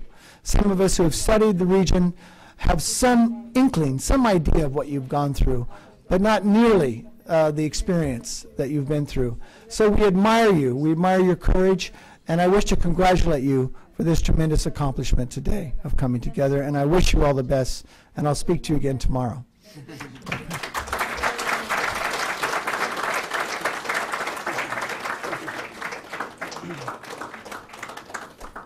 Thank you very much, Dr. Gladney, for a very interesting and powerful remark. And as I explained to you earlier, that Dr. Gladney understands the hearts and souls of the Uyghur people. So it's no surprise that he's one of the few American scholars who specialized on the Uyghur issue. He's like the few just key authorities when the media, when the government want to know whatever is happening with the Uyghurs, he is a person that they find, for any kind of recommendation or expert opinion. So we're very grateful for him to come all the way from California. And next, I would like to introduce a great supporter of the Uyghur people at the U.S. Congress, Congressman Frank Wolf. Congressman Wolf is serving in his 16th term in the Congress. He represents the 10th District of Virginia, which stretches from McLean to Winchester. Congressman Wolf sits on the powerful House Appropriations Committee, where he is a chairman on the Commerce, Justice, Science Subcommittee. He also serves on the Transportation and Housing and Urban Development and State and Foreign Operations Subcommittees. In addition, he is a co-chairman of the Tom Lantos Human Rights Commission, a bipartisan organization made up of more than 200 members of Congress who work together to raise awareness about international human rights. And he has been a long-time champion of the Uyghur people's human rights at the U.S. Congress. It's our honor to have him. Let's give him a warm welcome.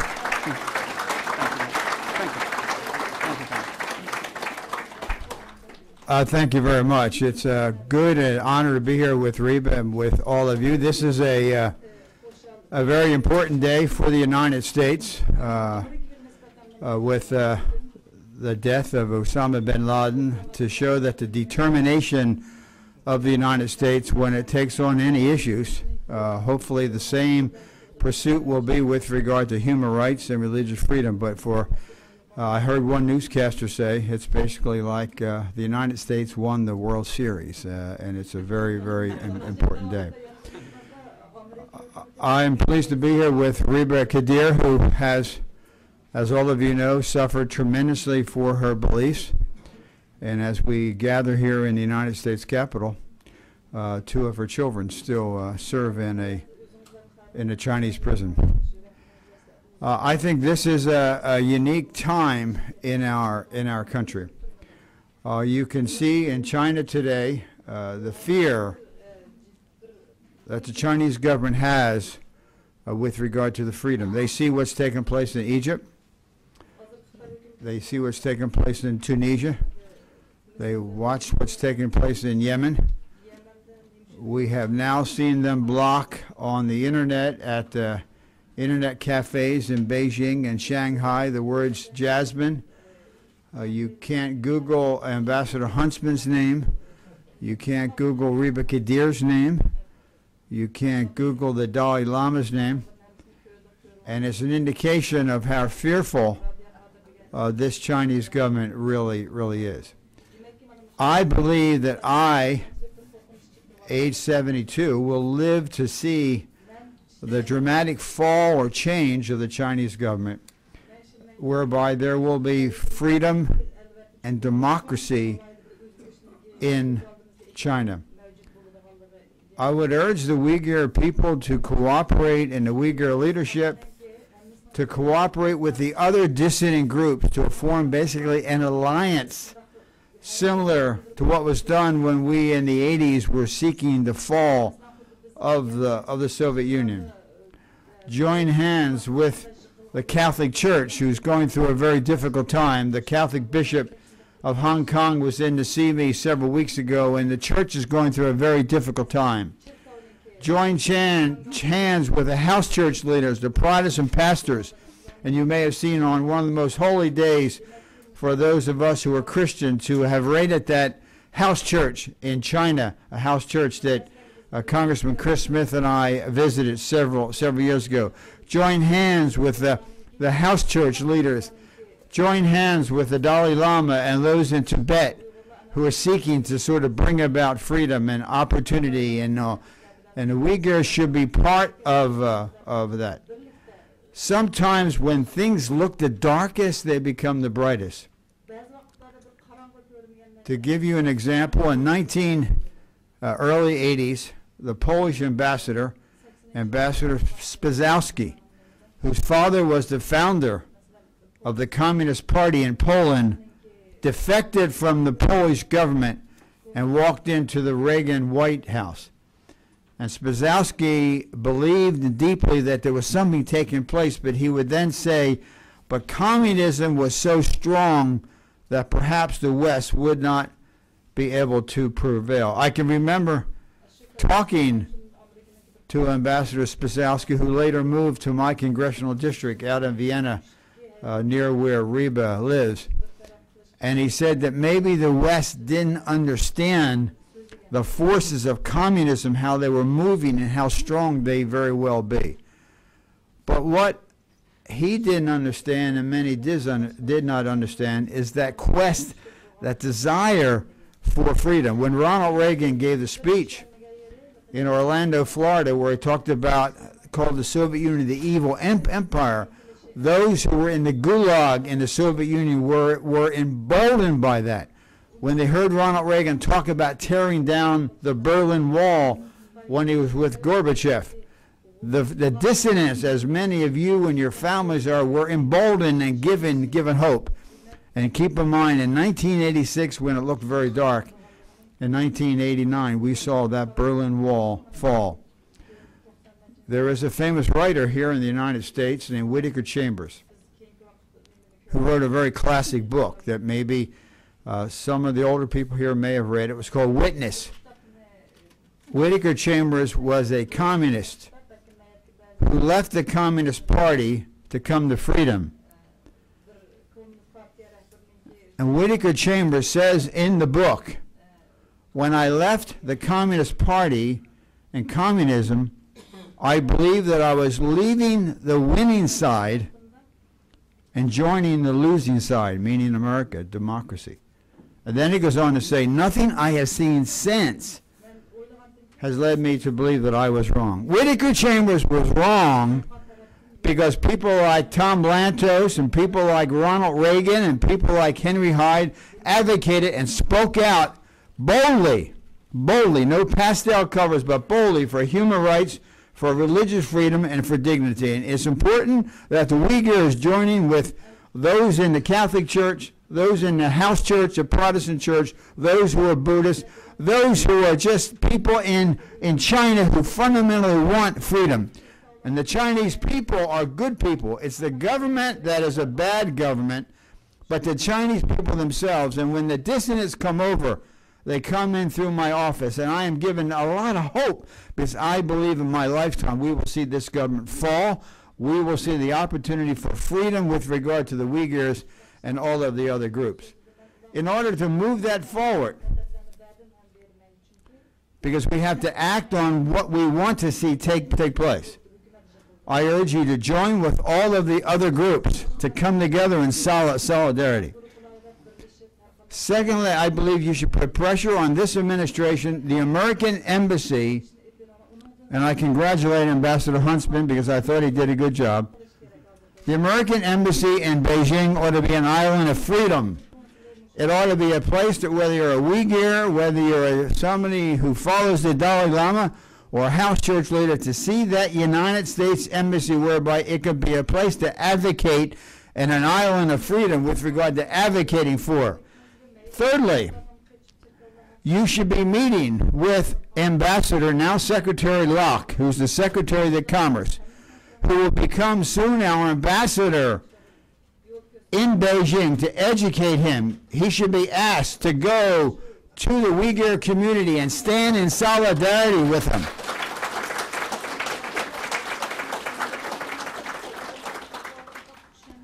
I asked him, would he attend a house church, and he wouldn't give me an answer, but now as he thinks about it, hopefully he will.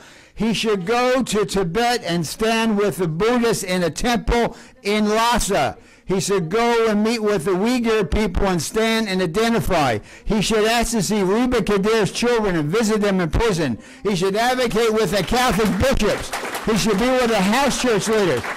But I urge you to meet with them and go to the Senate Foreign Relations Committee before they confirm them and ask them to be on record that when he goes to Beijing, he will be an advocate for all those groups, and part of those groups will be the Uyghurs. And when we do that, I believe that in my lifetime, And as we look around here in the lifetime of just about everybody here, God willing, we will see freedom and democracy for the underground church, for the Dalai Lama, for the Uyghurs, for all people in China that want human rights and religious freedom. We will see there, and we will see that take place in Beijing, the same way we've seen it take place in Tunisia and in Cairo and other places around the world. Keep it up. God bless you.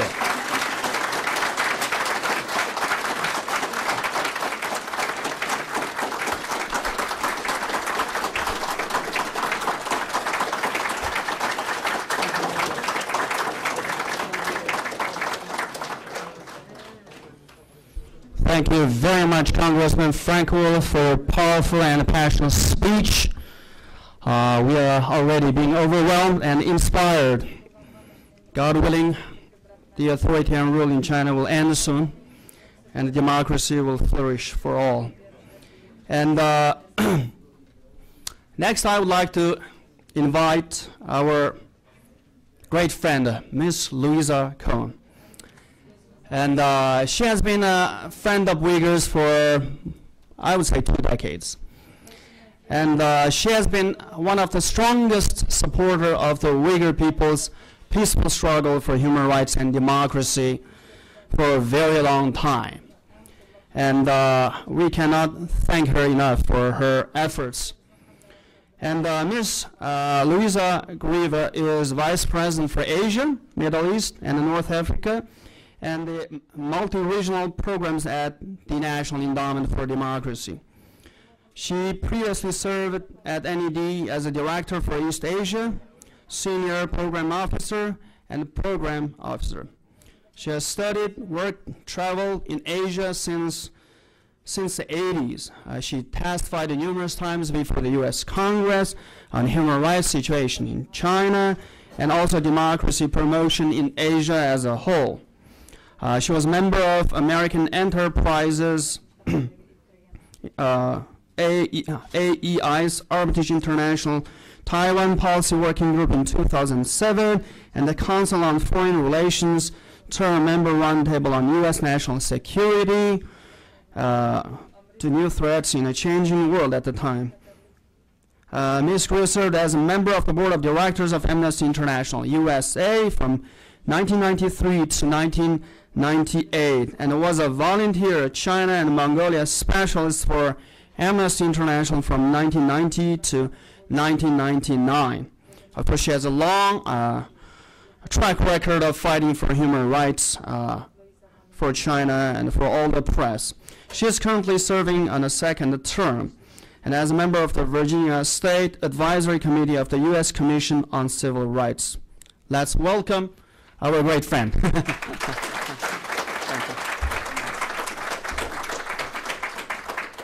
Thank you very much, Alam. It's really a great pleasure to welcome all of the Uyghur community leaders and intellectuals from all over the world. I think well over a dozen countries are represented as you gather here for your conference this week. The National Endowment for Democracy is very pleased to be supporting the efforts of Uyghurs who are living in democratic countries to pursue democratic solutions to the sufferings of their brothers and sisters at home in East Turkestan. This support comes in the form of grants for 4 different activities. Since 2004, NED has supported the work of the Uyghur American Association, now headed by Alam Seytov. This project documents human rights abuses suffered by Uyghurs in China through the Uyghur Human Rights Project. The staff are here. Alam heads the staff, and then Amy Rieger and Henry Sajeski are all here.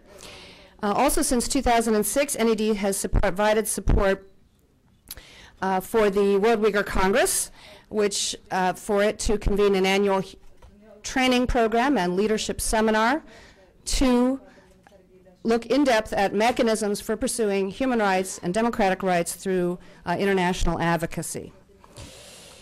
Also, since 2006, NED has provided support for another of the co-sponsors of this conference, the International Uyghur Human Rights and Democracy Foundation, headed by Ms. Kadir, particularly for their work in advocating for the rights of Uyghur women and children at home, and also to convene an annual training for women leaders.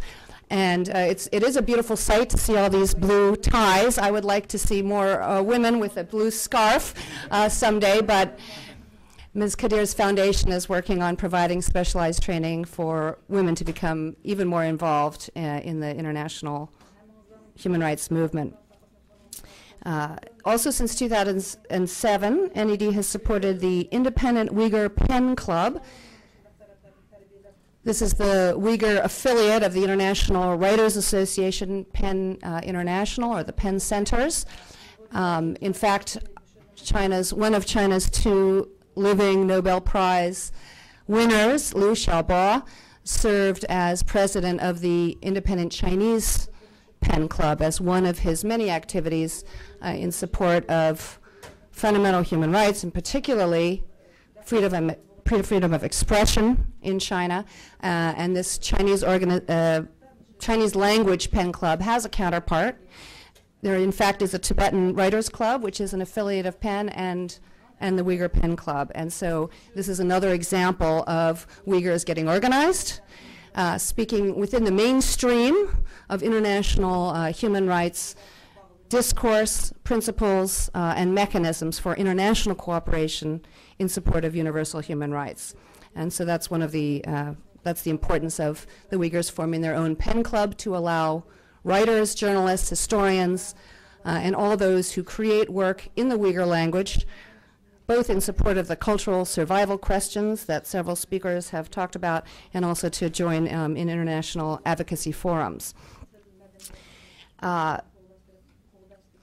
So this week's conference gathers members, leaders, and participants in many of these NED-supported activities, as well as many others. And it's wonderful to see you all coming together. You deserve our admiration for devoting 5 whole days to a very in-depth discussion of some very important political dilemmas that are crucial to the survival of your people as a people in your homeland. And for those of us or you who haven't seen the program in depth, it's very interesting to see what will really be the subject of discussion. Of course, there'll be first an analysis of the current situation, the suffering, the oppression that the Uyghurs suffer at home at the hands of the authoritarian government in place in China. Second, in a very practical way, the effort to take stock of the capabilities and the needs of the current diaspora movement is quite important. And in fact, there's quite a lot of time devoted to sharing presentations on the current situation and future prospects of the Uyghur pro-democracy organizations and movements all over and every continent, not only North America and Europe, but also in Turkey, also in the Middle East, in Central Asia and Russia, and in Australia. Thematic sessions will cover the question of refugees, a large flow of refugees, particularly since July 5th, what can be done to help them with the challenges of seeking political asylum, to resist the great pressure that the Chinese government brings to bear on first asylum countries to return these people to China, where they would surely suffer a great threat to their freedom and even their lives. Other thematic topics very urgently needing to be addressed include the use of social networking to broaden and strengthen the movement, analyzing the role of Islam in the Uyghur movement, and the role of youth in the exile democracy movement, as we've seen all over the Middle East, something not to be forgotten. And third, and most importantly, in addressing many of the questions your supporters have raised this morning, you will be addressing the big picture question of political direction. What is the strategy for realizing Uyghurs' rights, democratic rights? So understanding several different topics, understanding the Uyghurs' history of self-government in the past, their experiences with independent states, and other forms of self-government. That's the first area. A second option is drawing comparisons, contrasting, and understanding points of comparison with His Holiness the Dalai Lama's middle way approach to realizing Tibetan rights. And thirdly, exploring the meaning of self-determination in international law and international human rights principles as it applies to the East Turkestan question. And these big picture questions, I believe, are being addressed with great seriousness, not as a matter of bombast and slogans and demands, but rather in a very analytical and scholarly way with prepared papers, with time for good discussion back and forth over a period of several days. And it's just fascinating when you think about the political history and the political future of East Turkestan to think about, as English speakers, for your hosts and well-wishers here, just listing some of the historical names for your homeland leads to some thoughts, so I'll list them. Think about over about a 1,000-year history, let's say, start kind of in the middle of things. The history of the Uyghur Khanate, Chagatai Khanate, Karakutan Khanate, Mogulistan, Kashgaria. Of course, it used to be called Chinese Turkestan at some periods, Eastern Turkestan, Uyghuristan, Uyghuria, Altar-Shahir, Yeti-Shahir. Remember all that. And then, of course, in the Qing, then we hear about Xinjiang, 1884. There's, of course, the history of the first East Turkestan Republic and the second East Turkestan Republic, Xinjiang province, which did exist before the creation in 1955 of the Xinjiang Uyghur Autonomous Region. So this incomplete list of names, I think, shows a fascinating history that we have to keep in mind. One, there is a history of conflict and turmoil. We can't have a fantasy of a peaceful past when everyone realized their rights, and only now, because of the Communist government of China or the imperialist reach of the Beijing-based government, now Uyghurs face challenges. Uyghurs and all the people who lived in this area of East Turkestan, whether it's Uzbeks, Kazakhs, Turkmen, Mongolians, and many other people, in fact, have faced terrible turmoil in the past, and so thinking about how they overcame that should give us hope for the future. The homeland of the Uyghur people also has been a crossroads of civilization, so we should again take some hope from the fact that Uyghurs have interacted with people, their neighbors, both near and faraway peoples. There's been a lot of communication, exchange, and cross-cultural learning. And in fact, your homeland, the Uyghur homeland, has long been a multi-ethnic mosaic. So both to guard against a kind of purist dream or utopia that somehow there can be a Uyghur homeland only for Uyghurs. That's never been the case, and we should always keep in mind when Uyghurs think about their future, they have to think about a multi-ethnic future. And of course, in this long view, we also are reminded that foreign rulers of the lands of Central Asia are nothing new. Of course, in the age of empire, this in fact is the norm. Imperial rulers rule many peoples. We're now in the modern age of nation states. We think about self-determination. The power comes from the people. Who are the people? So clearly these questions of self-government require us to adhere to certain universal standards and definitions of the dignity of citizenship and requirements for the legitimacy of political rulers. And quite simply, this is the modern project of democracy. So in fact, this is what your conference this week is tackling. I look forward to hearing the results of your discussions. I hope and expect that the conference will advance your understanding of your options and as will confirm your commitment to finding a peaceful way for the future. Thank you.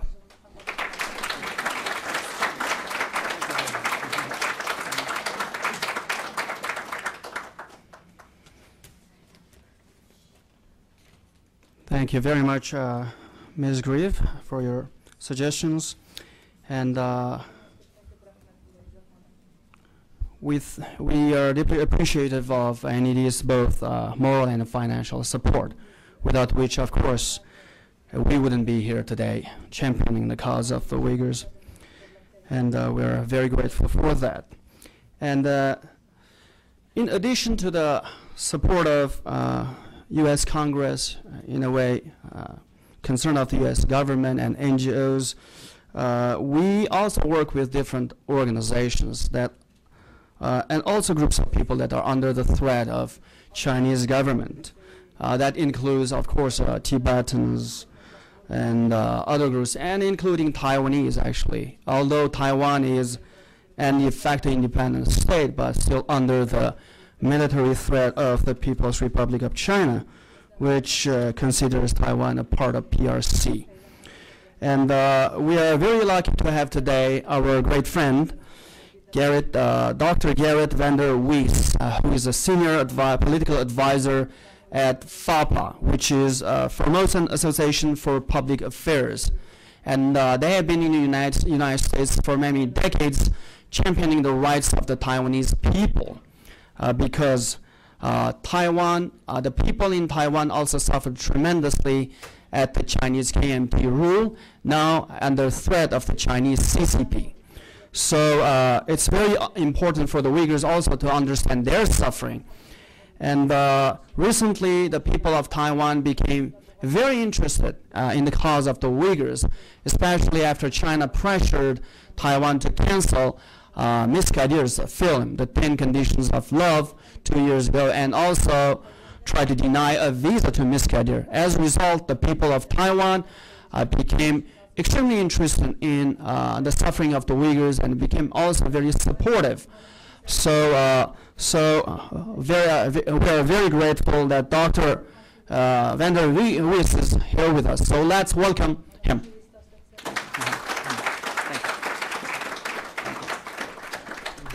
Thank you very much, Alim, for this warm introduction. It's really a pleasure and an honor for me to be here with you on this very important day. On behalf of the Taiwanese American community, I want to congratulate you with this important event, this important conference. I do not look Asian, but my wife is Taiwanese, so I have been a Taiwanese son-in-law for 35 years. I work with the Taiwanese American grassroots organization called Formosan Association for Public Affairs. So over the past year, we've really become close friends with our Uyghur friends. There have been a number of occasions where we worked together. In November, Mrs. Kadir spoke a great speech at our event, Thanksgiving event that we had for the Taiwanese American community here in Washington, D.C. And in January, when President Hu Jintao came here, we worked closely together with you in the demonstration in front of the White House to protest against the human rights violations in China, in Tibet, in East Turkestan, and the threats against the neighbors in Taiwan. So we presently, and Alim referred to that already, the government in Taiwan has not allowed Mrs. Kadir to come to Taiwan last year for the screening of her movie, 10 Conditions of Love. And a lot of people in Taiwan were very interested in that. So that is really quite a shame. But next year, in January, there will be elections in Taiwan.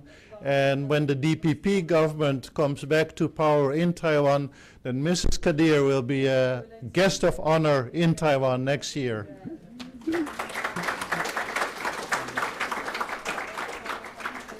So you see, we have started this cooperation and coordination.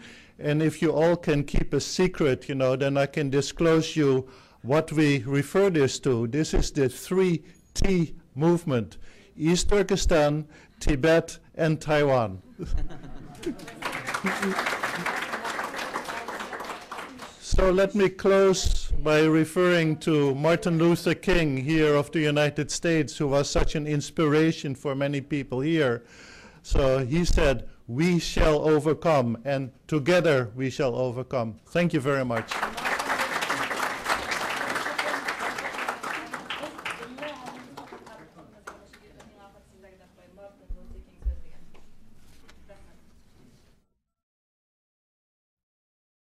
For today's conference, we have invited a number of members of Congress, and some of them confirmed their attendance, and some of them stated that they'd be here.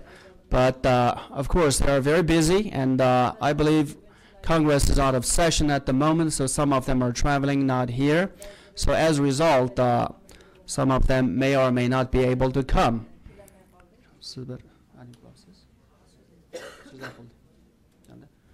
So, unda bo'lsa, hozir bizning mehmonlar asosan so'zlab bo'ldi kelib, ba'zi bir kongress a'zolari kelib so'zlamoqchi, hamda bularning vaqti o'xshamaganligi uchun balkim birdan keyin qilish mumkin. Hozir Robiya xonim yana qayta saklik taklif qilma, bir yakun xarakterlikka bir ikki qiz so'z qilmoqchi. Robiya xonim.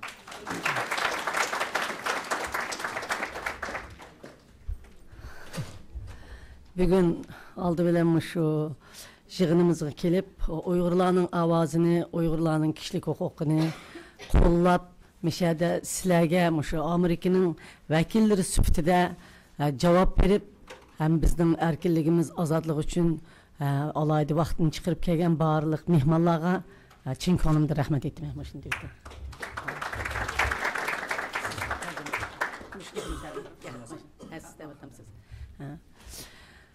Endi sizlar anladinglar, ko'pchilik bayatdan beri so'zlayotgan so'zlarni. Bizning bu qitimki Sharqiy Turkiston Oliy Kengashimiz eng xalqaroning naytı bir ciddi bir paytida shundoq oshmisi bo'lmaydigan vaqtga to'g'ri kelib echilyapti. Sharq Turkiston Oliy Kengashining bu qitim echilishi, masalan, Yasman O'tir Sharqdagi inqiloblarning maydonga chiqayotgan vaqti va Xitoyning bizni shiddat bilan qattiq bostirayotgan vaqti va xalqaroning yuqorida Tayvanninki vakili apandim so'zlagandek, Sharqiy Turkiston, Tayvan, Tibet masalasiga intayin jiddiy ko'ngil bo'layotgan vaqtda biz dunyoning hamma yeridan kelib, butun dunyodagi hamma davlatlardagi lider rahbarlar, yetakchilar biz bu yerga yig'ilyapmiz. Mana shu bugun ki yığının mazmuni ve bugünkü yığınımızdan xulası bizning ümitsizlanmaydiganligimizni, xalqimizga bizning cho'qib shundoq umidimiz bilan tursak, o'zimiz uchun kurash qilsak, g'albining bizning oldimizda yaqinqi bir davrda bir yo'riqlikning ko'rinayotganligining signalini berdi. Ras, Sharqiy Turkistonda ko'p millat yashaydi. Ko'p millat yaşagan hammasi bizning ko'chman qarindoshlarimiz bilan biz 100 yillardan beri yashab kelyapmiz. Masalan, Qozoq, Qirg'iz, O'zbek, Tatar, Mongol bu bizning qarindoshlarimiz. Yana boshqa ko'chman qarindoshlarimiz bor. Ana shular biz bilan birga yashayapti. Biz shuning uchun yana uningdan boshqa Xanzo qarindoshlarimiz biz bilan ko'chib kirib yashayapti. Xanzo xalqini biz bilan birga o'rtoqlashib yashayapti. Shuning uchun biz o'zimizning da'voyimizni hozirgacha tinchlik bilan nayt suhbatlarni o'tkazib ep barimiz deb keldik. Bundan keyinmi yana imkonimizning bericha tinchlik bilan, ovozimiz bilan, qog'ozimiz bilan, qalamimiz bilan va planlarimiz bilan o'zimizning xalqimizni va zaminimizni erkinlikka chiqardiganligimizga va o'z taqdirimizni o'zimiz belgilaydiganligimizga men ishonaman. Biz umidni yo'qotmaymiz, xalqimiz umidni yo'qotgani yo'q. Biz kurashdan bir daqiqani to'xtab qolmaymiz. Biz masalan Yahudi xalqiga qarab biqinglar, masalan nurg'un xalqlarga qarab biqinglar, necha ming yillar sargandar bo'lib o'zining davlatidan ayrilib vayron bo'lib ketgan xalq eng oxirida o'zining tilini yo'qotmay, dinini yo'qotmay, kimligini yo'qotmay o'zining zaminiga qaytib keldi. Uyg'urlarmi hozir o'zining kimligi va o'zining erkinligi, o'zining dini, o'zining e'tiqodi, o'zining tarixidan voz kechmay da'vo etib, inqilob qilyapti, birlikda kurash qilyapti. Uyg'urlarni shundoq xalqlar qo'llayapti. Biz bir ovoz, bir yetakchi, bir signal, bir liniya üstüge keldik. Bu bizning xuddi Jugladni apandim degandek, 3 odam tepsak 5 lider deganda voz kechib, hammamiz ittifoqlashib bir ovozga markazlashgan vaqtimiz. Mana shuning uchun butun dunyoning hamma yeridan o'zinglar ishib 20 milyon xalqning ovozi bo'lib keldinglar. Bu ovoz Kapitol xalqning ichida butun dunyoga anglanayotdi. Men bugun bu yig'indan aytib faxrlanan, sizlardan faxrlanan. Bu yig'inni kelgusida butun chet eldagi qo'llayotgan qarindoshlarimiz, do'stlarimiz, qo'llovchilarimiz bilan birga bizning xalqimizga yaqin kelgusida erkinlik va kishilik huquq demokratiyani akilishini umid qilaman. Ham sizlarning shuning ishonishinglarni umid qilaman. Rahmat.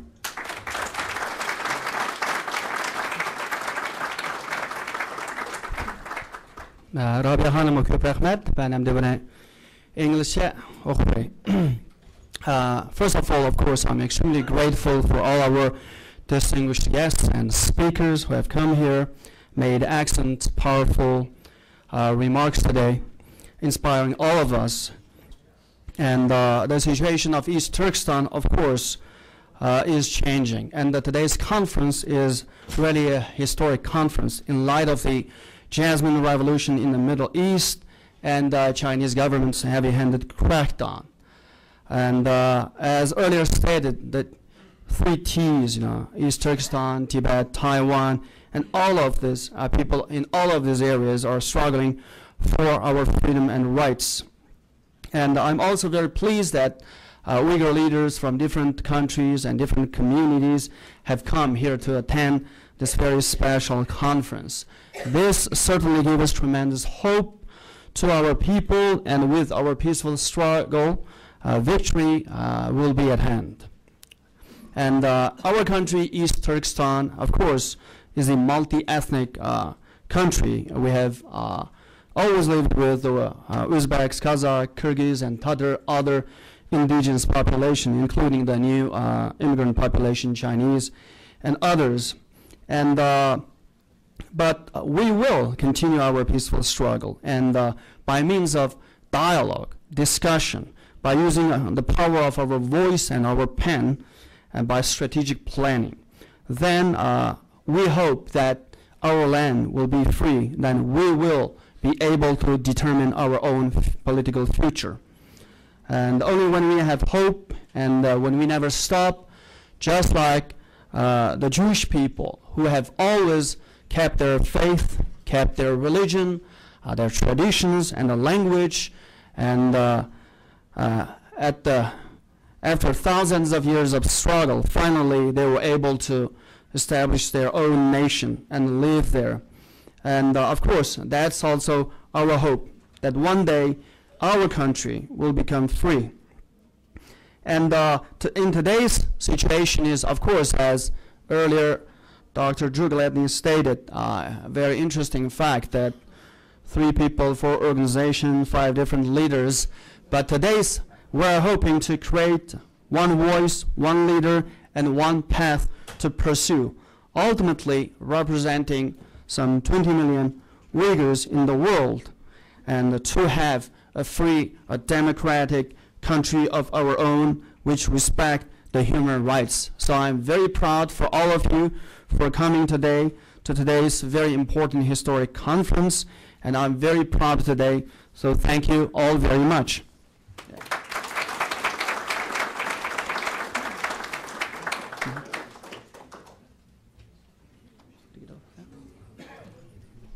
Okay, take it in.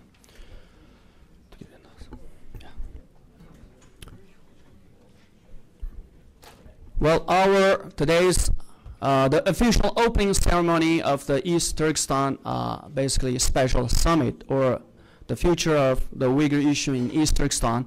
The opening ceremony is officially over, and we'd like to again thank our speakers. Let's give a warm applause to our speakers and guests.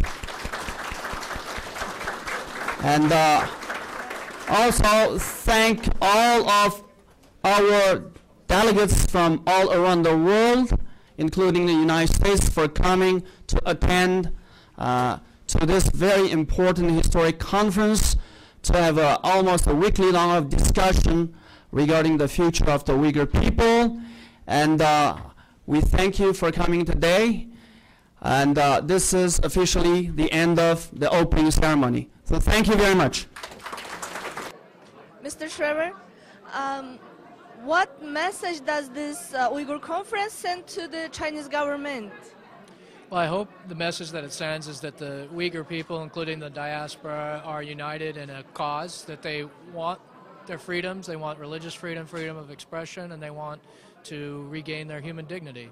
And I hope it also sends the message that there are a lot of Americans and others in the international community who are standing with the Uyghurs in this cause. And what does the conference send to the Uyghur people, you think? Well, hopefully hope that that there are people coming together to create an agenda to try to get the attention of influential people in Washington, influential people around the world. So hopefully that's a silver lining and a small bit of hope for the people of Xinjiang and the Uyghur people. Thank you so much. Thank you. Mubarak olsun Rabia Kadir Hanım. Bugün içiliş murasiminglar shunchalik g'albilik o'tdi. Endi o'zingiz aytgandek, sizning nutqingizda aytgandek, bugungi bu yig'in intayin zo'r ahamiyatga ega. Mayli hozirgi dunyo vaziyati bo'lsin, mayli Uyg'urlarning hozir tortayotgan kuniga nisbatan bo'lsin, intayin strategik bir ahamiyatga ega deb o'tdingiz. Qanday bir strategik ahamiyatlarga ega yana bir takrorlab bergan bo'lsangiz. Endi qarang balam, bugun mening hayojonimni emas, 20 milyon vatandagi xalqim shuni ko'rgan bo'lsa qanday hayojonlanadi. Chunki ular qorong'ilikning ichida talada nim bo'layotdi. Qanday erkinlik kurashlar bo'layotdi. Ularga kimlar ega chiqyotdi. Ularning ovozi bo'lib kimlar so'zlayotdi. Fuqarolarni nihoyat oz persen. Chunki Xitoy yolg'on tashviqot bilan ularni qo'rqitib, umidsizlantirib, umidsizlik ichida tugitib etmoqchi bizning xalqimizni. Shuning uchun men bizning xalqimizga har qanday orliqlardan bu uchurning bordiganligini bilaman. Bo'libmi Radio Free Asia'ning Bulupmu bugünkü Radio Free Asia'ni her qanday qilib mening xalqim dunyoning bulun pushqoqlarida anglab bugünkü o'zi uchun kurash qilish uchun butun dunyoning hamma yeridan balalarini, xizmatini, iqtisodini tashlab mushu Washingtonga, mushu bir tarixiy fursatda Uyg'ur xalqining vatani Sharqiy Turkiston, ya'ni Uyg'uriya, Uyg'uriston. Bu davlatni qanday ozod qilish, qanday shu maqsadga yetish, shu xalqni qanday erkinlikka chiqarish, shu xalqning turmudi, shu o'zining ozodligi uchun,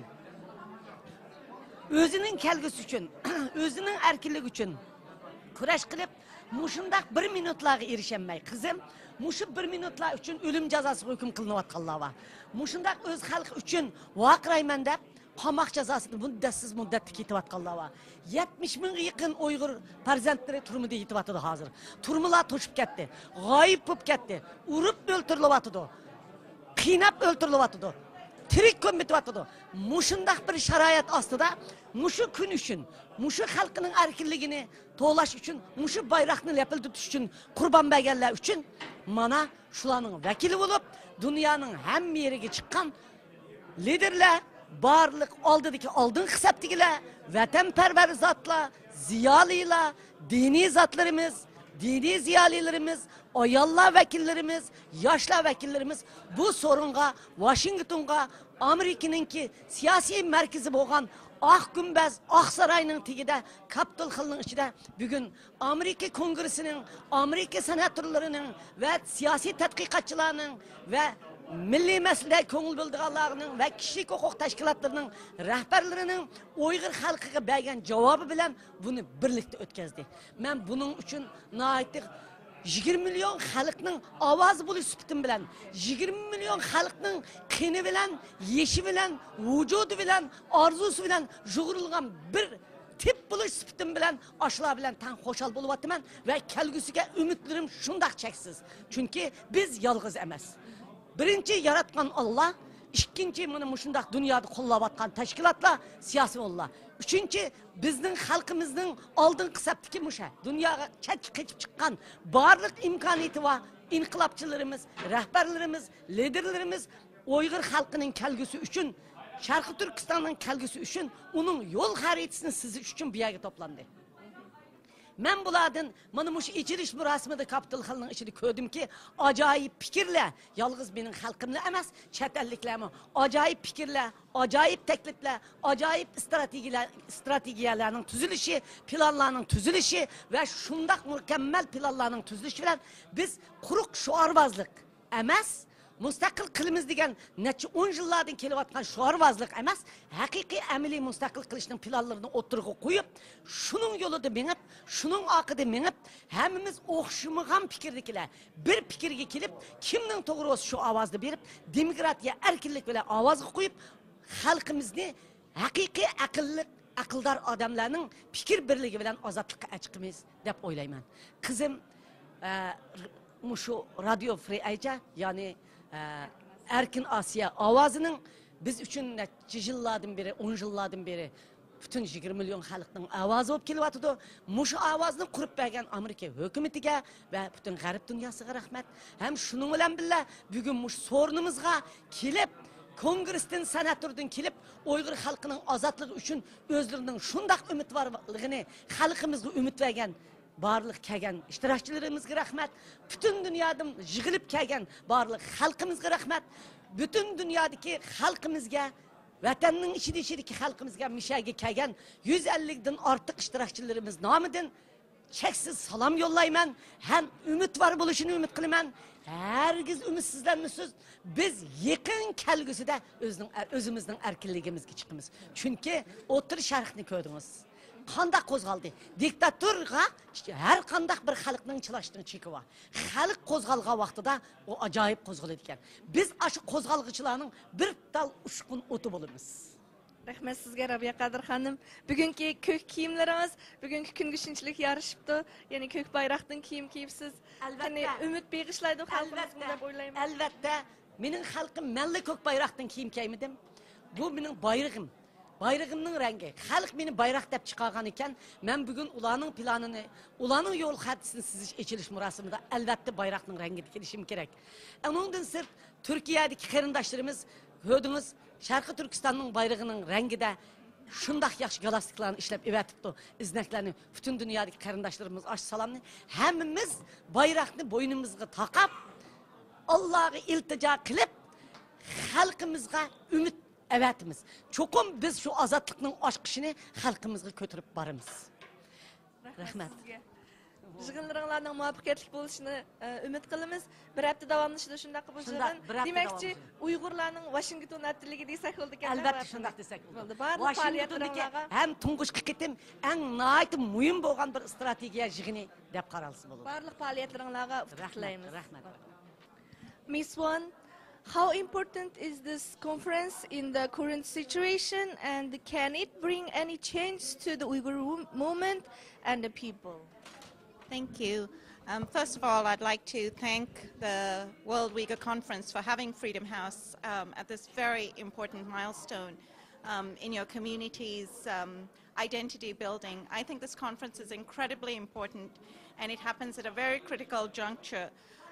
China is getting more and more powerful economically by the day, and at the same time, really not conforming to its human rights obligations and its human rights responsibilities to its citizens.